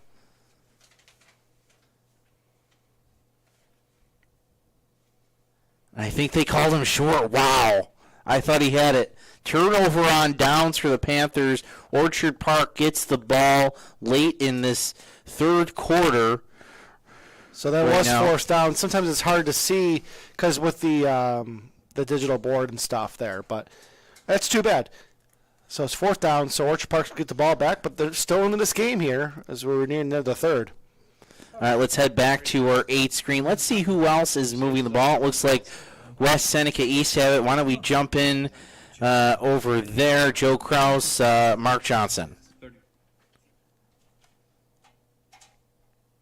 21 seconds left in some extracurricular activities. Trojans inside the 25-yard line, under 20 seconds left. Most likely our last play, Joe, here. Up the middle. Getting to the 15-yard line. 5 seconds left. Clock is winding down. And that will conclude tonight's contest. Pioneer moving on to 3-0 on the season and 2-0 in Class B1 play. A 28-0 shutout victory. Friday night action against West Seneca East. We will step aside. We're going to wrap it up from West Seneca East High School. Dalton Jaibu with 3 scores tonight to lead the Panthers. For Mark Johnson, Frank. All right, as we go back to Fredonia Tonawanda. It looks like we saw earlier there was a penalty on Fredonia, so now Tonawanda has the ball deep in. Let's see where they're going to. It looks like it's inside the 1-yard line. You can't get much closer than that. Well, we say that, and then you can. Right? But yeah, it's close. I mean, look at the defenders are right in the end zone here. Goal line defense against goal line offense, and they go up the middle, fighting their way. And again, it looks like. How about that? That was a great stop. Indeed, that is the case. As the Fredonia just said no to that play. Here, and boy, for Tonawanda. Why don't we go over to West Seneca West? It looks like the Bulldogs just scored. Just trying to confirm that with our co-spotters. It looked like the Bulldogs scored for Hamburg. Yeah, based on that. They got a 2-point conversion as well. All right, let's head back to Tonawanda. We'll see if he can deliver. The snap handoff up the middle. Again. Gallo. I think he's short. No, he is that first stuffed down? again. He is stuffed right on the doorstep in Fredonia. Oh, look at that, Joe. The Francis back-to-back plays. And so if you're just tuning in here on Friday Night Drive, Tonawanda had the chance to cut it to a 1-score game, but they get turned aside on the turnover. Wow. Another big goal line standby defense tonight. 3rd and goal from inside the 1 for Fredonia. The Hillbillies Fredonia remains on WF. basically denying that touchdown, which we thought was a given with where it was. All right, it looks like we have Lockport scoring again. And we have a little trouble with the video out there, but looks like Lockport scored again to make it 49-20, pending the 2-point conversion or extra point. So Lions not going away, although I imagine Jamestown probably has their second string in at this point, so don't read too much into that one. So I want to bring back for our co-spotters, I just sent out their end to see the 8-screen preview. But you can see, we'll stick with this one to see what Lockport tries to do on this point after try. Looks like they're going to go for 2 here. Why don't we go in for the call? And we battled back. We showed some resistance, and we didn't give up. We weren't a doormat. And it looks like Orchard Park, we come out of that. Orchard Park just had a big play to the end zone. Early in the fourth quarter, they score. It's a touchdown for the Quakers. They're going to go up 2 scores. Remember, we saw them. There's that close turnover on downs for Sweet Home to end the third quarter, and start of the fourth, Quakers double up their lead. Yeah, and Orchard Park's offense had struggled for so long, but just like that, with getting that stop on that previous drive, the long touchdown extends us to a two-score lead early in the fourth quarter. Yeah, 11:43 left in the game over there. Let's see what else is going on. I do want to check back in Game 8. We do know Orchard Park is going to make this game. Let our guys know. I do want to check this one. It looks like I want to say Salamanca has 14 right now in this game. I'm going to say it's 14-0, but don't quote me there. We're going to try to see if we can find a way to figure out who there's someone there to score that game. I'll see Salamanca is facing Allegheny Limestone. Gators right now with the football. And Francis, we do have a final. Thanks to Frank. Appreciate it. 20-0 Pioneer over West Seneca East. That is a final. And our first final of the night on the 8 screen here. On the Friday night final. The Friday night final score. So we're like the final. We're like Red Zone, right? So 2.5 hours of some commercial-free football starts now. I think that's what we should go for. I said pro coverage for high schools. But that was. I was trying to come up with a catchy, a good catchphrase. We give ourselves a lot of credit. We call them the pro coverage of it, right? Oh, and we have an update from Riverside. Seeing on our screen. Kenmore West just scored. Danny Klein hit Keyshawn Porter 8 yards out.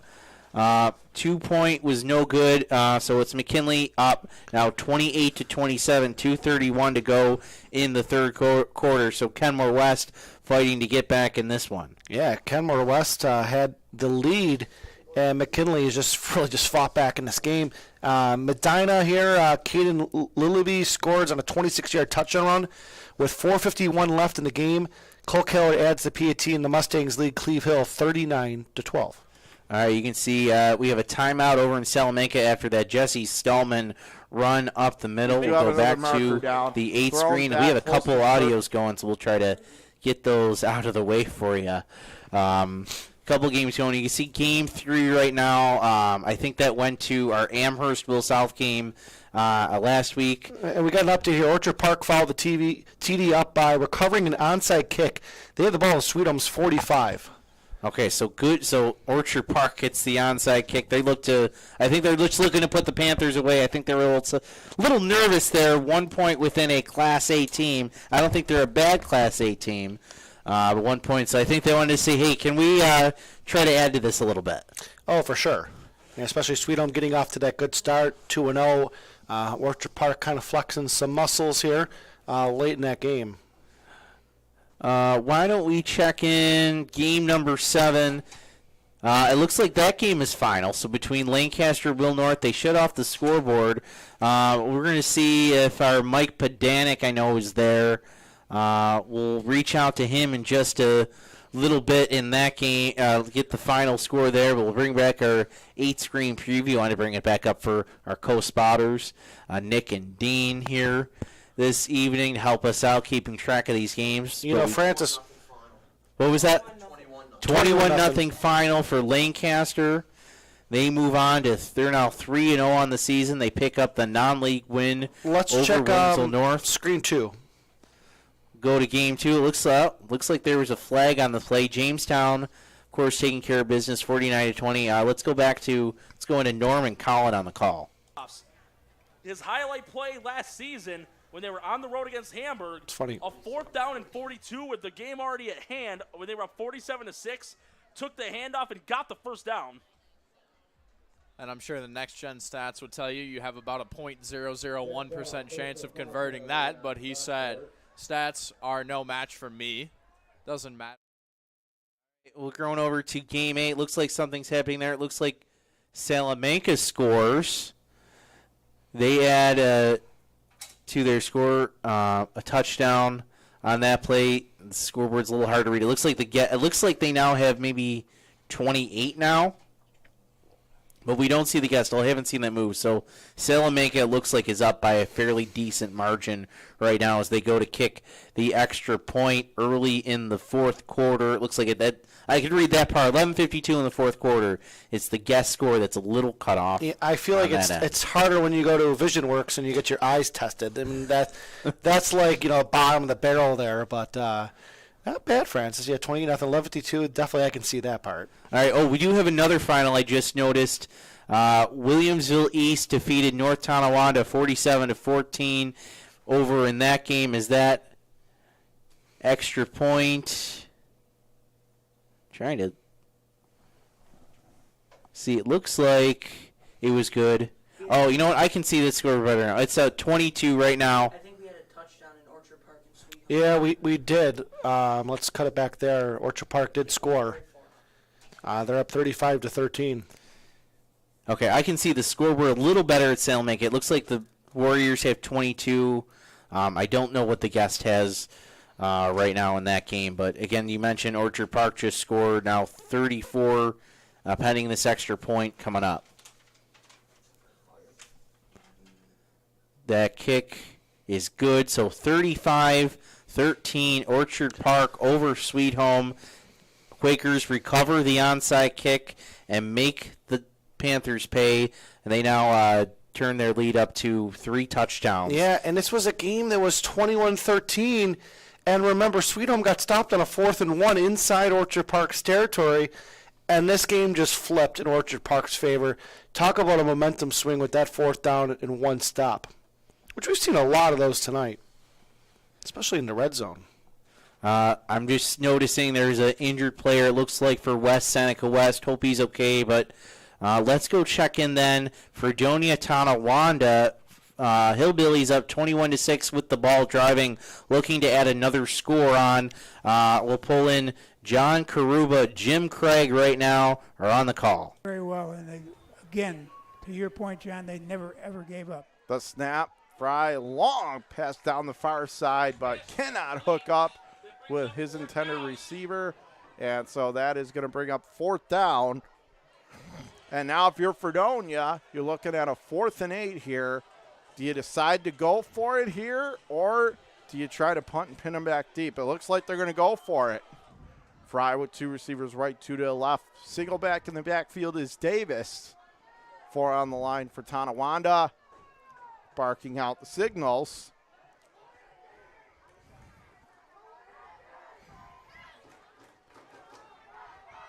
The Nas puts him on.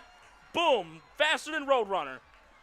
He's got some rocket boosters underneath those cleats. All right, we just made the quick switch over. As you can see, Jamestown scored. We'll catch you. That one is in a second. John Rodriguez and Colin Wood on the call. So Jamestown, they put 50 up in their first home game of the season, and it looks like you're going to stay on the field and go for 2. You're up 55-20. This game is going to be a win for Jamestown. Why not do it for practice? Drake in the pistol formation. He's got 3 wide outs. O'Brien at the tight end spot. And Sanchez is the back once again. O'Brien sent in motion. Here's a snap. It's going to be a pitch. And that's going to Sanchez. Stiff arms the guy, but he's going to get stopped. And the man on the tackle for Lockport, that was Carmine Jones. So They And logistics company. All right, we're back on the 8-screen Octobox. I should stop saying 8-screen. I think Octobox.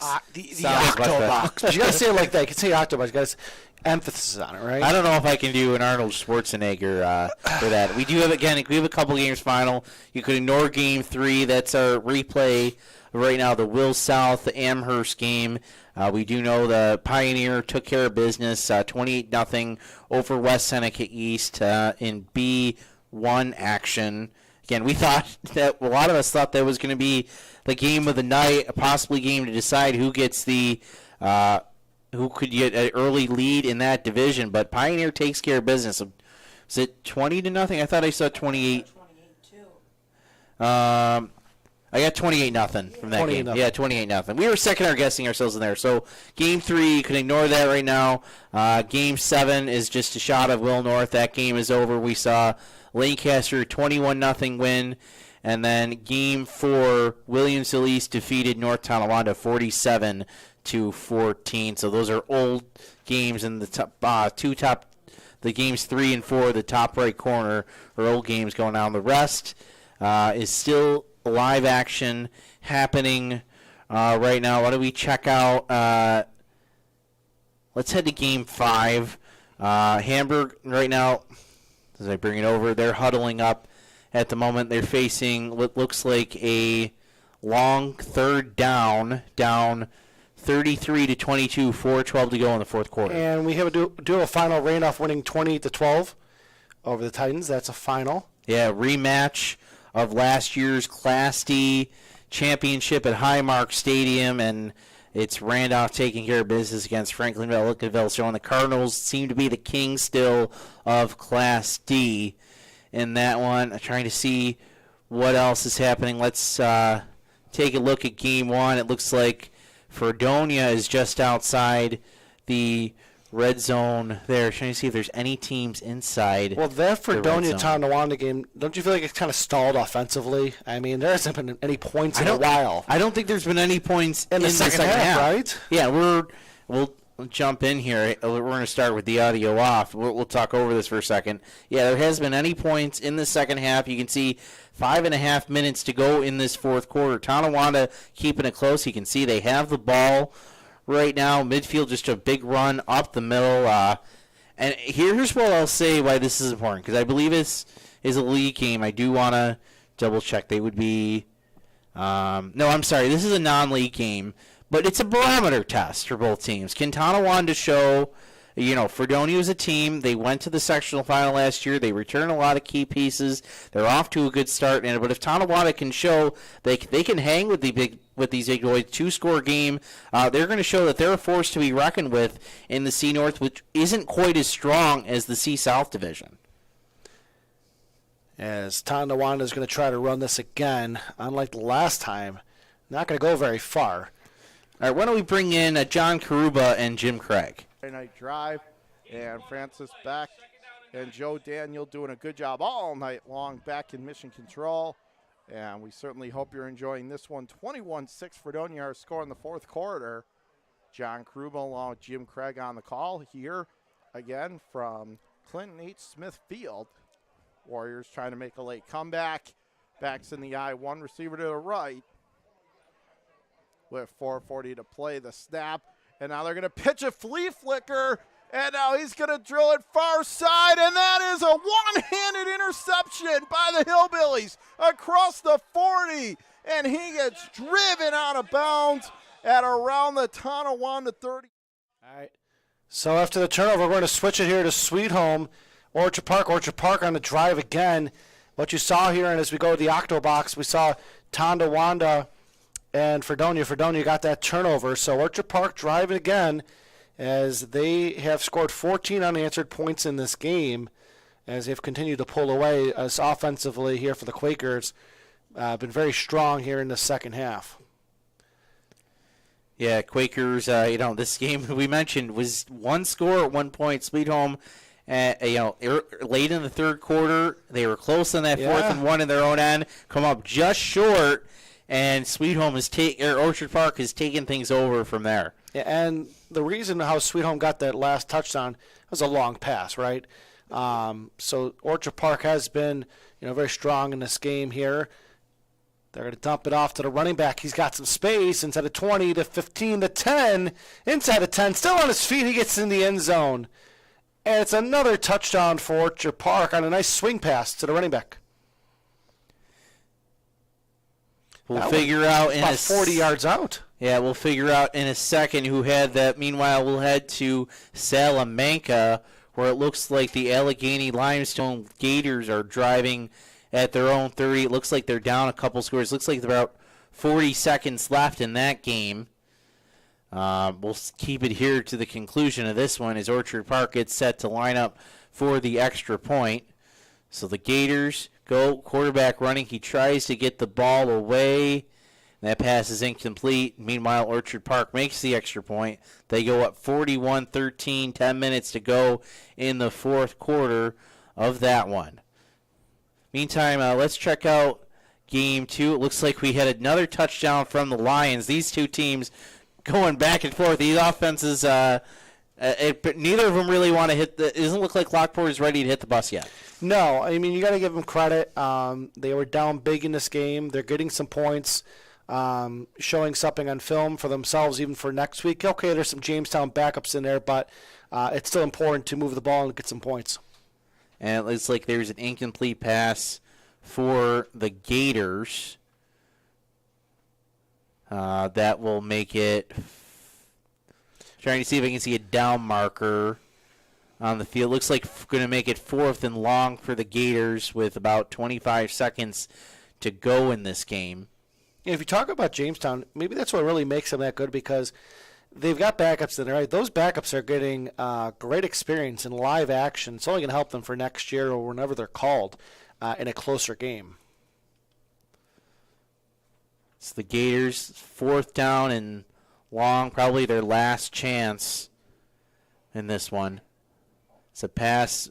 Blitzer up the middle, bringing pressure. Kubi evades. Gets the ball away, but that's going to be short. So turnover on downs for the Gators. Let's go back. Lockport's going to try the extra point. Showing the run. It's a fake. West looking to throw. Here's the lob for the 2, and it's caught. Caught in the back end of the end zone, and it looked like it was Shea Williams once again. All right, Lockport. All right. I could tell you that play does not work in Madden 23 with Tyler Bass at the Bills. But that was a great fake. Why not? Taki West is their quarterback, so that helps. Well, that's right. But was it Williams caught it? Williams was great against Hammer the first week, but the receiver in front of him was like, "Oh no, the ball's over my head," and then Williams is right there. I'm not sure I would have made that call on. In this late in the game, when you're getting blown out, right? I mean, I guess maybe. But if you're Jamestown, do you think they're going to go for a 2-point conversion? I mean, but you got West out there as a quarterback, right? So a nice, way near the end of the game for Lockport to have a little fun there. All right, we just had a deep pass knocked away by Hamburg. Hamburg's still trying to fight back. They're down 11, 2:24 to go in this one. West Seneca West offense on fire after not being able to score last week against Kenmore West. In the meantime, let's try to see if there's any other updates. There is 1 minute to go from Westside Bobby. Tyron Hughes scores for McKinley. It's now 36-27 Max. Early fourth quarter in that game. Wasn't Kenmore West winning this game? Yeah, they were up 2 scores early in this, and I think McKinley scored 4 or 5 touchdowns unanswered at this point. Well, how about from the Medina Mustangs? Always great on Twitter. Mustangs pick up their 12th win in a row at Vets Park, defeating Cleve Hill 39-12, 3-0 in the season. Aiden Pitts, 8 of 12, 102 yards, 71-yard rushings. Noah Skinner, 192 yards on the ground and 4 TDs. Kalen Lullaby had 86 offensive yards, touchdown, and it's Medina gets the win. All right, you can see it's going to be 2nd down for West Seneca West, as it looks like there's a player down. Why don't we check in game number 1, but Tonawanda still fighting with the ball deep in their own end. We'll bring in, we'll turn that audio off for a second. Tonawanda team still fighting. 3 minutes to go. They want to do whatever they can, even if they could just get a touchdown to just, prove they could play a one-score game with this very good Fredonia team. Well, they were so close, right? They were 3rd and 1 from inside the 1. That stop, I mean, this really should be a one-score game, but Fredonia tightened it up on the goal line stand. You know what I think on that note? Why don't we take a short break? And, Joe, why don't you take us there? All right, we'll take a short break here on WNY Athletics. You're watching the Friday night final drive with Francis Beck, Joe Daniel, and we'll be back in just a minute on WNY Athletics. Sometimes it just isn't your day. We all need a little help from time to time. That's why we're committed to providing safe, quick, and cost-effective care. And we keep it simple. Just walk in. We're here for you. Learn more today. Do you insure a lot of businesses? Yes, we do. How about restaurants? We got a bunch. Do you cover property damage? Yes, we do. How about my equipment? Covered. How about sewer backup? We got it. What if my cook gets hurt? They're covered. Foodborne illnesses? Covered. What if my party tent goes down? Covered under property damage. And you say this is all under one policy? One policy. When do I pay? Once a month. Just one time? Just one. Is there anything you don't cover? What's your record for consecutive questions asked? 31. Tables. We don't do tables. Gotta love Buffalo. For all your insurance questions, call the Wolf at 835-WOLF.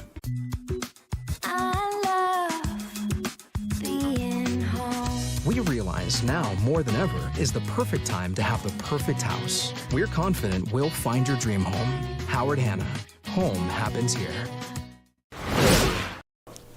Welcome back. Friday night final drive. Joe Daniel taking a short break as we come back. It's about 9:18 right now in Eastern Standard Time. We have a bunch of games that have gone final. We'll head back I don't want to go back to the Octo Box as Joe Daniel gets ready to take his seat. Let's take a look at game number 5. Right now you can see Hamburg with the ball, 3rd and long right now. They're down again, 33-22, 2:12 to go, trying to fight their way back into this game. See if they can try to come back in, or at least cut down the score a little bit for tiebreakers, which you come into handy when playoff time comes around.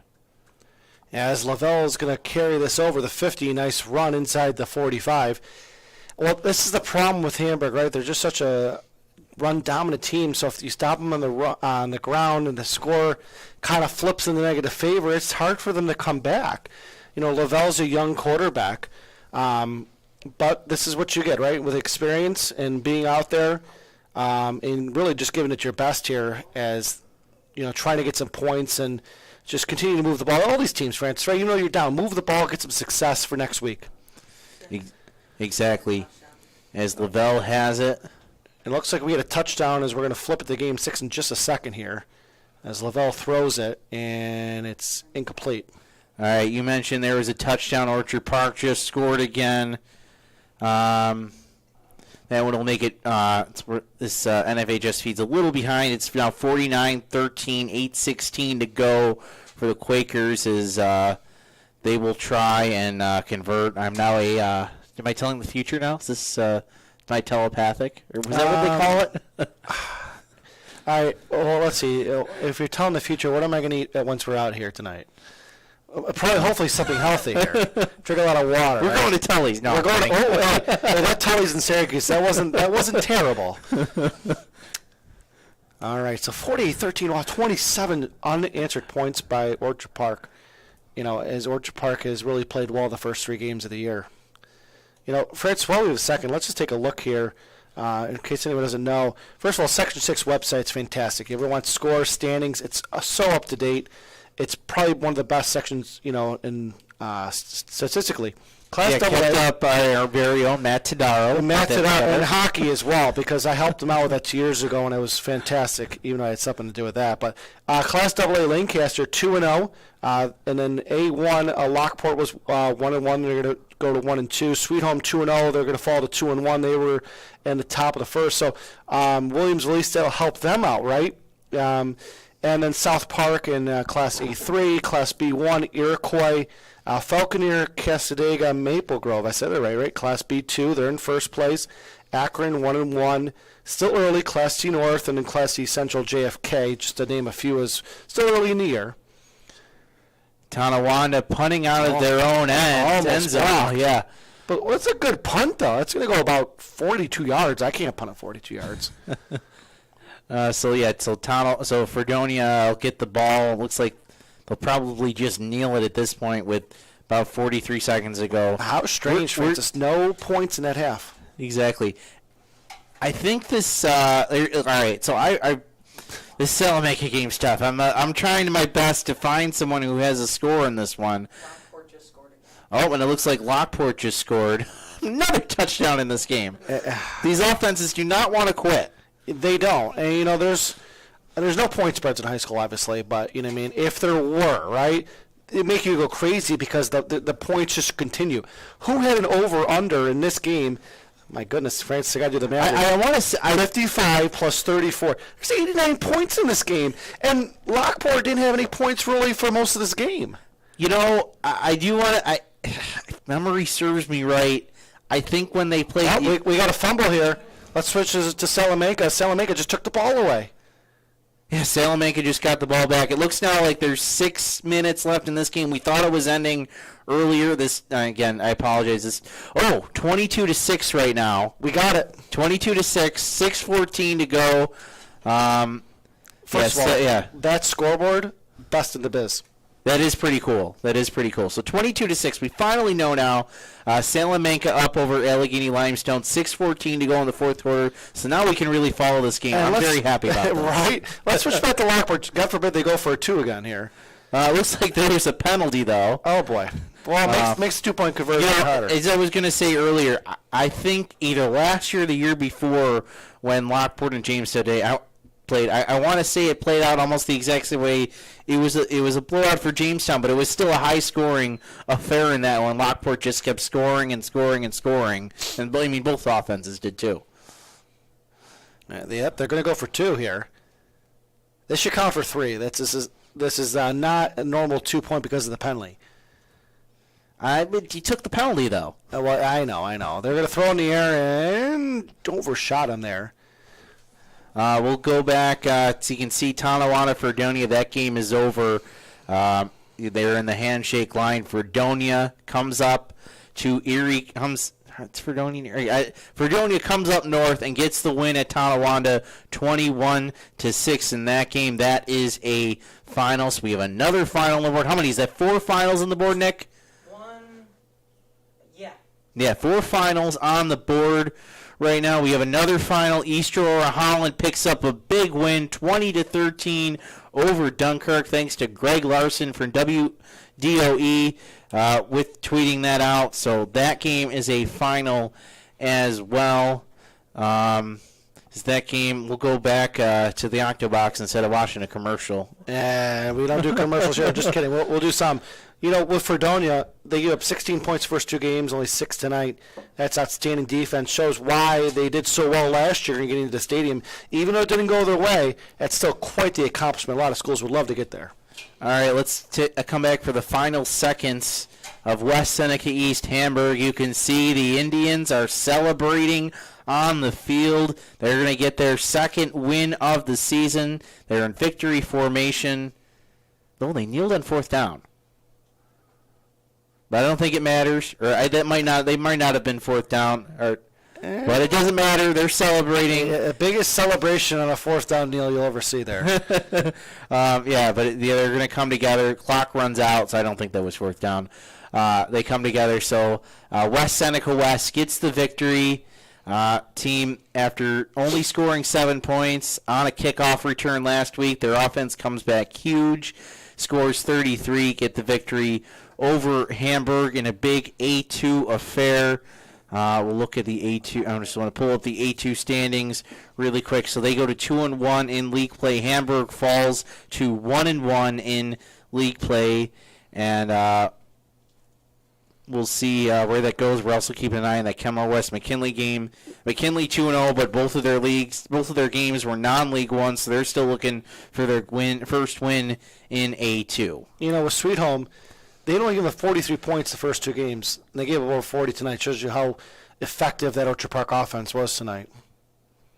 It really does. And you know what? Remember, they put up so many points against the Jamestown team last week. They were in that huge shootout over when they were in Orchard Park against Jamestown. That was a great game last week. It's a great game. And yes, we couldn't stay on because it was, tape delayed. But, it's a great game when it outlasts our show, right? Yeah, we're at 9:30. I have to say I'm surprised. We're not even 9:30, and most of our games are wrapped up. So tonight's games are moving along pretty quickly, I have to say. Yeah, well, for sure. As it looks like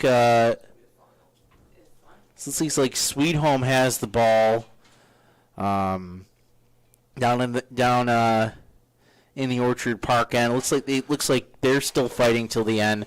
And I think this is a barometer test for Sweet Home.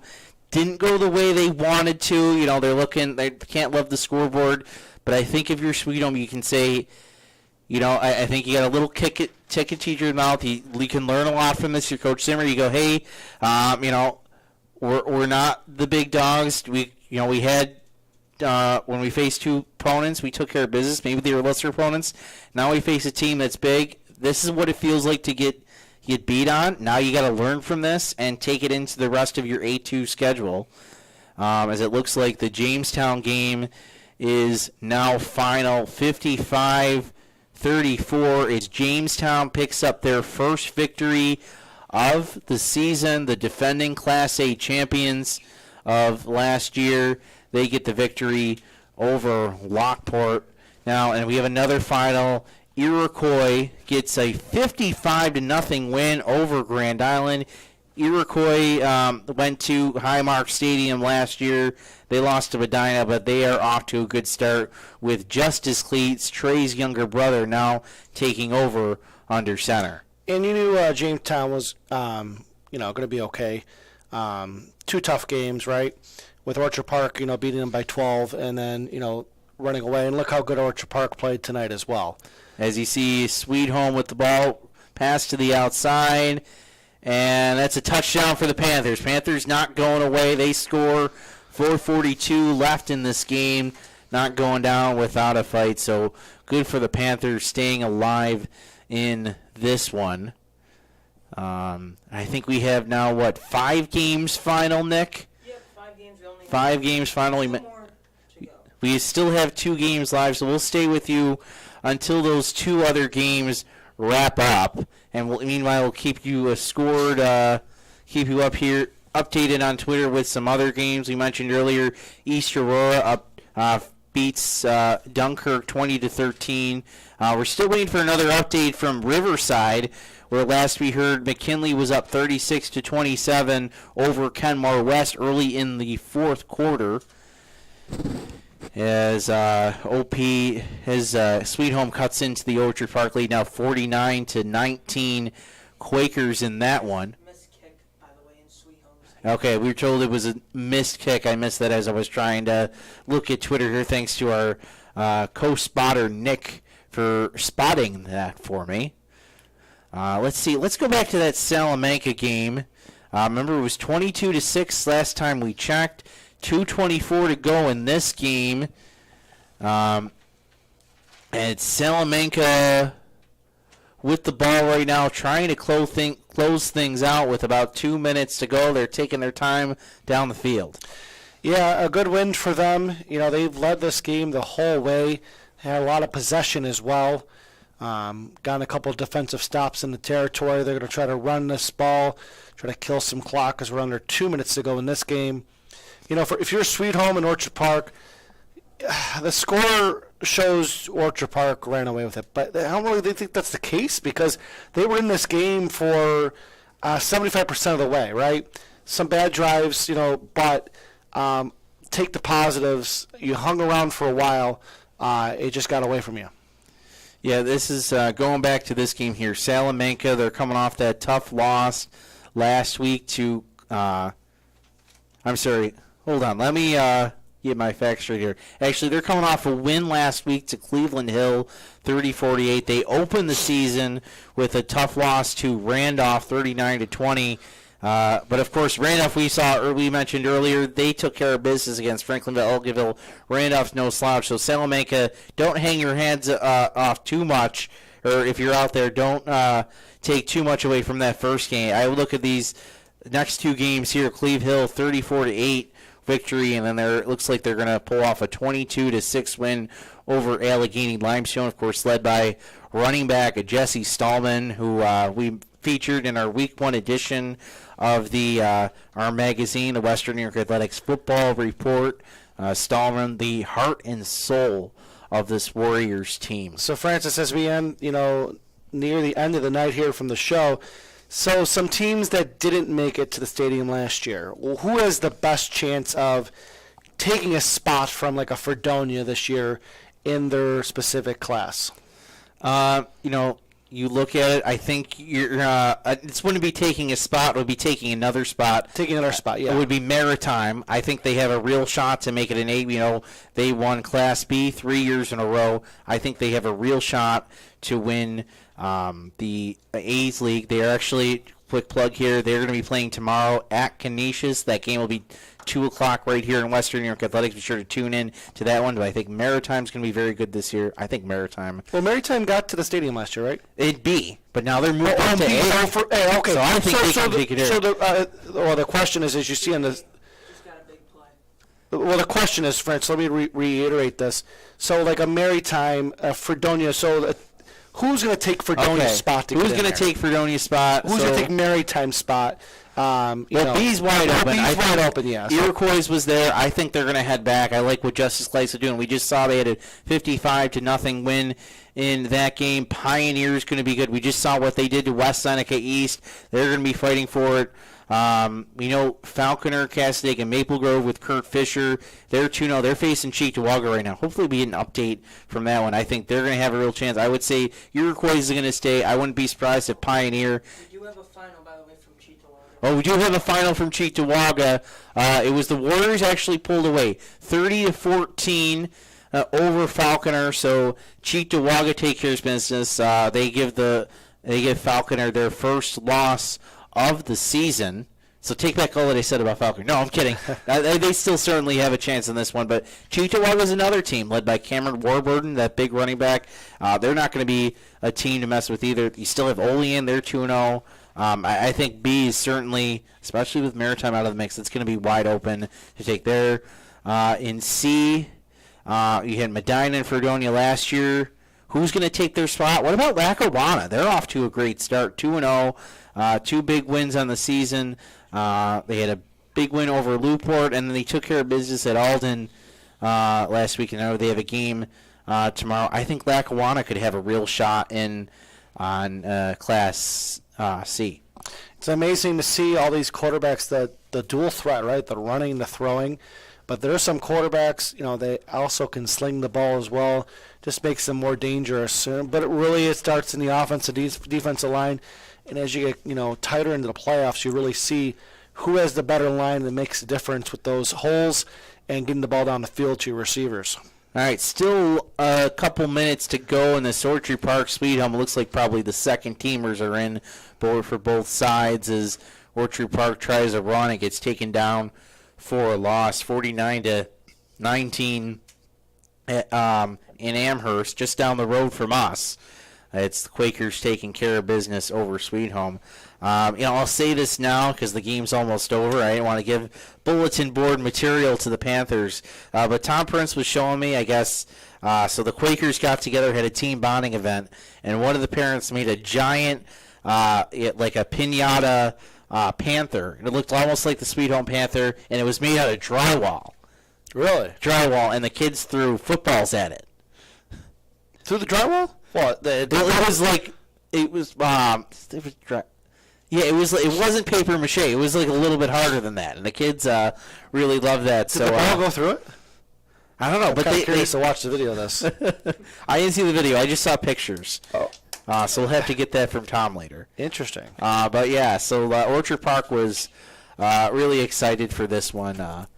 I don't want to. For those of you just tuning in, I don't want that score to fool you. I mean, Sweet Home was within one score at this point, pretty late into this game, and they were driving, had a chance to, tie this one up, but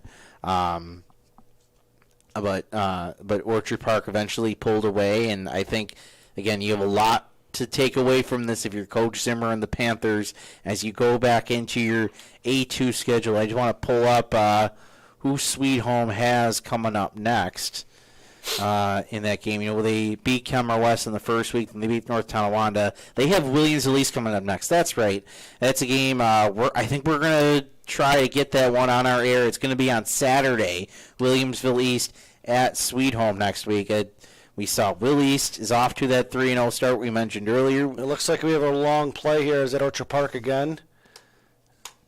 Yeah, Orchard Park again. Williamsville East, we mentioned earlier, they have the big start. They have that 47-14 win over North Tonawanda. Look at that, almost identical to Sweet Home. If you look at this, Sweet Home beats North Tonawanda 49-15. Will East 47-14. You can't get much closer than that. So that should certainly be a very good game next week. We're going to really we should be able to get that game on our air next week. Francis, something we did last year is obviously the show's changed a little bit. We're talking about the games as they happen with live footage, but we did go over some of the rushing leaders, statistical leaders, and as we go into week 3, going into tonight, some of the running backs here, Xavier Hind, 472 yards on the ground, 4 touchdowns, but coming in number 6, Jordan Theodore of Sweet Home, we saw him tonight. He led all the classes with 7 touchdowns. And then I want to do the passing as well. Noah Willoughby was up there as well. Although I think actually he played last night, so those are his stats from last night. Is it? Oh, he's a little juiced there. I should say juice. Well, Matt updating it a little too quick. No, the coach is updating. Thank you, coaches. Coach Slaney and his staff do a great job. His stats already in. So Noah Willoughby has 400 more yards than everybody else. Yeah, so even with Caden Overcamp, which is an awesome name, by the way, he's still going to be the lead. 9 touchdowns on the season for Willoughby, and he's leading. And Ben Coachella, Orchard Park, I see he's still there. He had a great season last year as well. So those are just some statistics, and we'll update you next week on that as well. And it looks like the Salamanca has gone final 22-6. They defeat Allegheny Limestone in a Class C affair. Just want to double check my notes if my computer can cooperate with me. Yeah, Class C affair. Salamanca picks up their first league win of the season. They go to 2-1 overall winners over Allegheny Limestone, who now go to 0-3. But Salamanca gets an important first win in the division, as you can see, 22-6 final in that one. Let's head back to Sweet Home for the conclusion of the Panthers and Quakers. It looks like Sweet Home might have been stopped there. Yeah, it looks like Sweet Home might. Oh no, fourth down. It looks like there was a timeout, so it looks like 4th and goal from the 2. You can see on our screen. These games going pretty fast. I believe all 8. This is once this game is over, that brings us all 8 of our games through. While we're waiting for this, why don't we go through our finals once again on the board? Yeah, these are all finals from tonight as we're just about the end of Sweet Home Orchard Park. Let's make sure I got it on my list here. Fredonia and Tonawanda. Fredonia 21-6. There was no points in that second half. Jamestown and Lockport, man, was there fireworks second half. Jamestown was in control of the game. Now they won 55-34. Lockport got a lot of points late. As not to interrupt you, we just had a touchdown there. I believe it was Theodore up the middle. We talked about Theodore as well, right, with his 7 touchdowns. Yeah, he adds another one onto his game. It'll make it. We don't have a score. Did Theodore know I was in the middle of reading the scores? He might have. I mean, we're not too far away. So maybe he heard it from all the way down there, just across Sweet Home Road. Yes, just across Elkie Creek, actually. Oh yeah. Pioneer at West Seneca East. Pioneer 28-0 in that game. Williamsville East, North Tonawanda. Williamsville East 47-14. Hamburg, West Seneca West. Hamburg was in control. They were up 14-12. West Seneca West ends up winning 33-12. Orchard Park at Sweet Home, we've been talking about that a decent part of the night. Sweet Home had fought well in that game, but Orchard Park just pulled away, and it's now 49-27, 30 seconds to go in that game. Lancaster, Williamsville North. Lancaster 21-0 in this game. A huge win. Williamsville North was really strong the first 2 weeks, scoring points defensively. Just couldn't get anything going offensively tonight. And Salamanca, they won as a 28-6. 29-6 against Allegheny Limestone. Medina 39-12 over Cleve Hill. Falconeer, they fall 30-14 to Cheektowaga. CSP, Gowanda, we're still looking for an update on that. And then McKinley, Kenmore West were the game of the night. McKinley coming all the way back. They were down by 2 scores. They won 36-27. Oh, is that a final? Is it a final? Oh, maybe no, not yet. Still waiting. We're still waiting on. That's the one game we're waiting on. We haven't got an update. I would think half it's a hour. final. Well, it's been about half hour ago. They were early in the fourth quarter, and we haven't. Oh, we probably would have gotten a scoring update if there was a score. Some other finals: Iroquois defeats Grand Island 55-0. I believe that was the first game on their new home field. We had East Aurora Holland defeat Dunkirk 20-13. I believe that's the Blue Devils' first win of the season. Mustangs defeat Cleve Hill 39-12 in that game. Randolph defeated Franklinville Ellicottville 28-12 in that one. Those are the scores from Twitter. We mentioned Pioneer defeated West Seneca East 28-6. Do you have more scores out there in the Twitterverse? Mention us on Twitter so we can get those scores out there. For sure. For sure. We want to go what other scores are going on. Lots of big games happening tonight.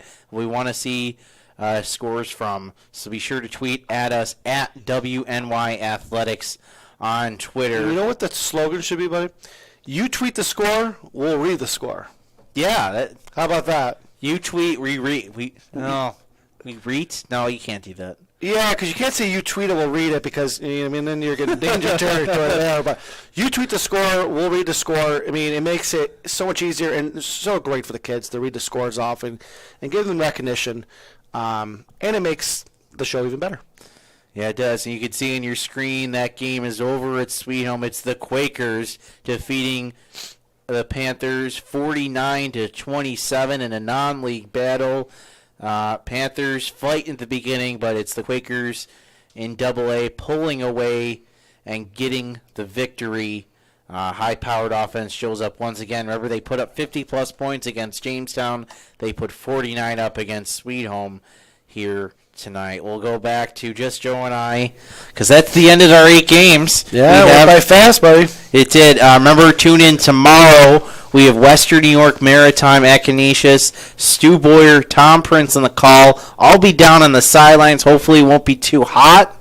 I don't want to melt, but I don't think it'll be too hot. I think it'll be Oh, it's going to be hot. I don't envy you, especially on the field. But you wear khaki shorts, though. Yeah, you're going to be on camera. You can't wear basketball shorts, but you are going to be very warm on the sidelines tomorrow. Yeah, I'll try not to carry too much with me. I'll have Jake Fyak running my camera. We'll have we have the whole gang there, but it'll be a great game there. I was doing some research for this earlier. Maritime is not afraid to play anybody in their existence. And good for them. Yeah, in their existence, they played Canisius, I believe, 3 times, and St. Francis. Well, the one time they didn't play Canisius, they played St. Francis instead. Yeah. Well, and it's the fear to not play anyone outside of your class. But Canisius, good for them. Good for St. Francis playing those games, because St. Francis doesn't want to play those games. They don't always want to go to Ohio and stuff. They want to play the good teams in Western New York. So that's a good matchup. We're starting to see some of those more, and that's just only good for Section 6. Yeah, so tune in tomorrow for that one. That is going to be a fantastic game. Go back and watch our games from tonight. We did on our air. We saw Fredonia defeat Tonawanda, Pioneer defeat West Seneca East in a B1 battle, and then it was Jamestown. Okay. I don't know what's going on with our audio there. Trying to bring that down. Jamestown There we go. There we Jamestown defeating Lockport by a big margin. What was it, 55-34? All three of those games were live on WNY Athletics, so go back and rewatch those. We also did last night. We had South Park's 52-24 win over Kenmore East, and then Will South, Joe Licata picks up his first win as head coach of the Billies, so you can rewatch that one in an absolute thriller. One-score game. And am I right that Joe Licata turned around Timon? Timon's been competitive now, even though he left, right? They've been competitive. Gotta remember, that program was, there were serious questions whether that program was even going to survive. And he kind of kept that program alive, and, they won a Monsignor Martin B championship in that game, as I see Frank Wolf is back from West Seneca East. The triumphant return from Trojan Land. Did that game end that long ago? I guess so. Yeah. So high school game day, right? Live at Canisius tomorrow. We're not doing quite game day, but we'll do a full broadcast. I'll be in the sidelines. I think this is the first time we're doing a sideline reporter this season. If we did a high school game day, you'd be the lead course. I'll put the headset on, all right? That would be Frank or Tom. For sure. With the mascot head on. Although we'd have to find the mascot. Well, we couldn't do it for Jack. They would ruin his hair. Okay, just in West Side Bobby. Oh yeah, we forgot about this game that was going on. How could you forget about this one? Well, we're rambling here. McKinley 44-27. That was a 21-6 was the halftime score. My goodness, did they score a lot of points? So they'll take their undefeated record to Niagara County next Thursday night, 7 p.m. to take on NT. So, yeah, the Max. And we have another final here. Brandon Carmen tweeting from the Observer. CSP defeats Gowanda Pine Valley 31-6. So another big Class D affair. CSP bouncing back after a loss to Randolph last week. Yeah, we really didn't get many updates from that, but it's fantastic we got the update done in the game. So we got that on there. So I think that's going to do it for us tonight. Yeah. So remember, tune in tomorrow. Tomorrow, 2 o'clock, Maritime at Canisius. Big game. And then next week, we get our Thursday night matchup. It's going to be Hutch-Tech at Lancaster, 7 o'clock on Thursday night. So, and we have a couple games we haven't quite confirmed, but are certainly in the works for next weekend. We do have Canisius Joe's confirmed next weekend, next Saturday. So keep an eye out for those for next week's schedules. We have plenty of great football. We're getting right into the heart of the season. Yeah, always a great game, Canisius and Joe's. One of the best rivalries in the Monsignor Martin. All right, so Francis, that'll do it for us here tonight on the Western New York Athletics Friday Night Final Drive. You saw 8 games over the course of the last 2.5 hours and 8 winners. Thank you so much for joining us tonight. Thank you to our spotters. And that'll do it for us tonight. We'll see you next week on the Friday Night Final Drive here on Western New York Athletics. For Francis Beck, I'm Joe Daniel. Good night, and we'll see you tomorrow for Maritime and Canisius.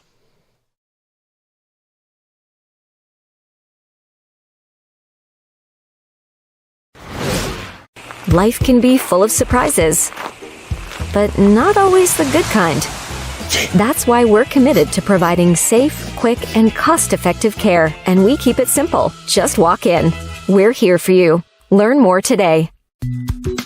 I love being home. There's nothing better than owning the perfect house to come home to. You've earned it, and we'll make it happen. Our local real estate experts and in-house team of financial professionals make buying or selling your home simple. Howard Hanna. Home happens here.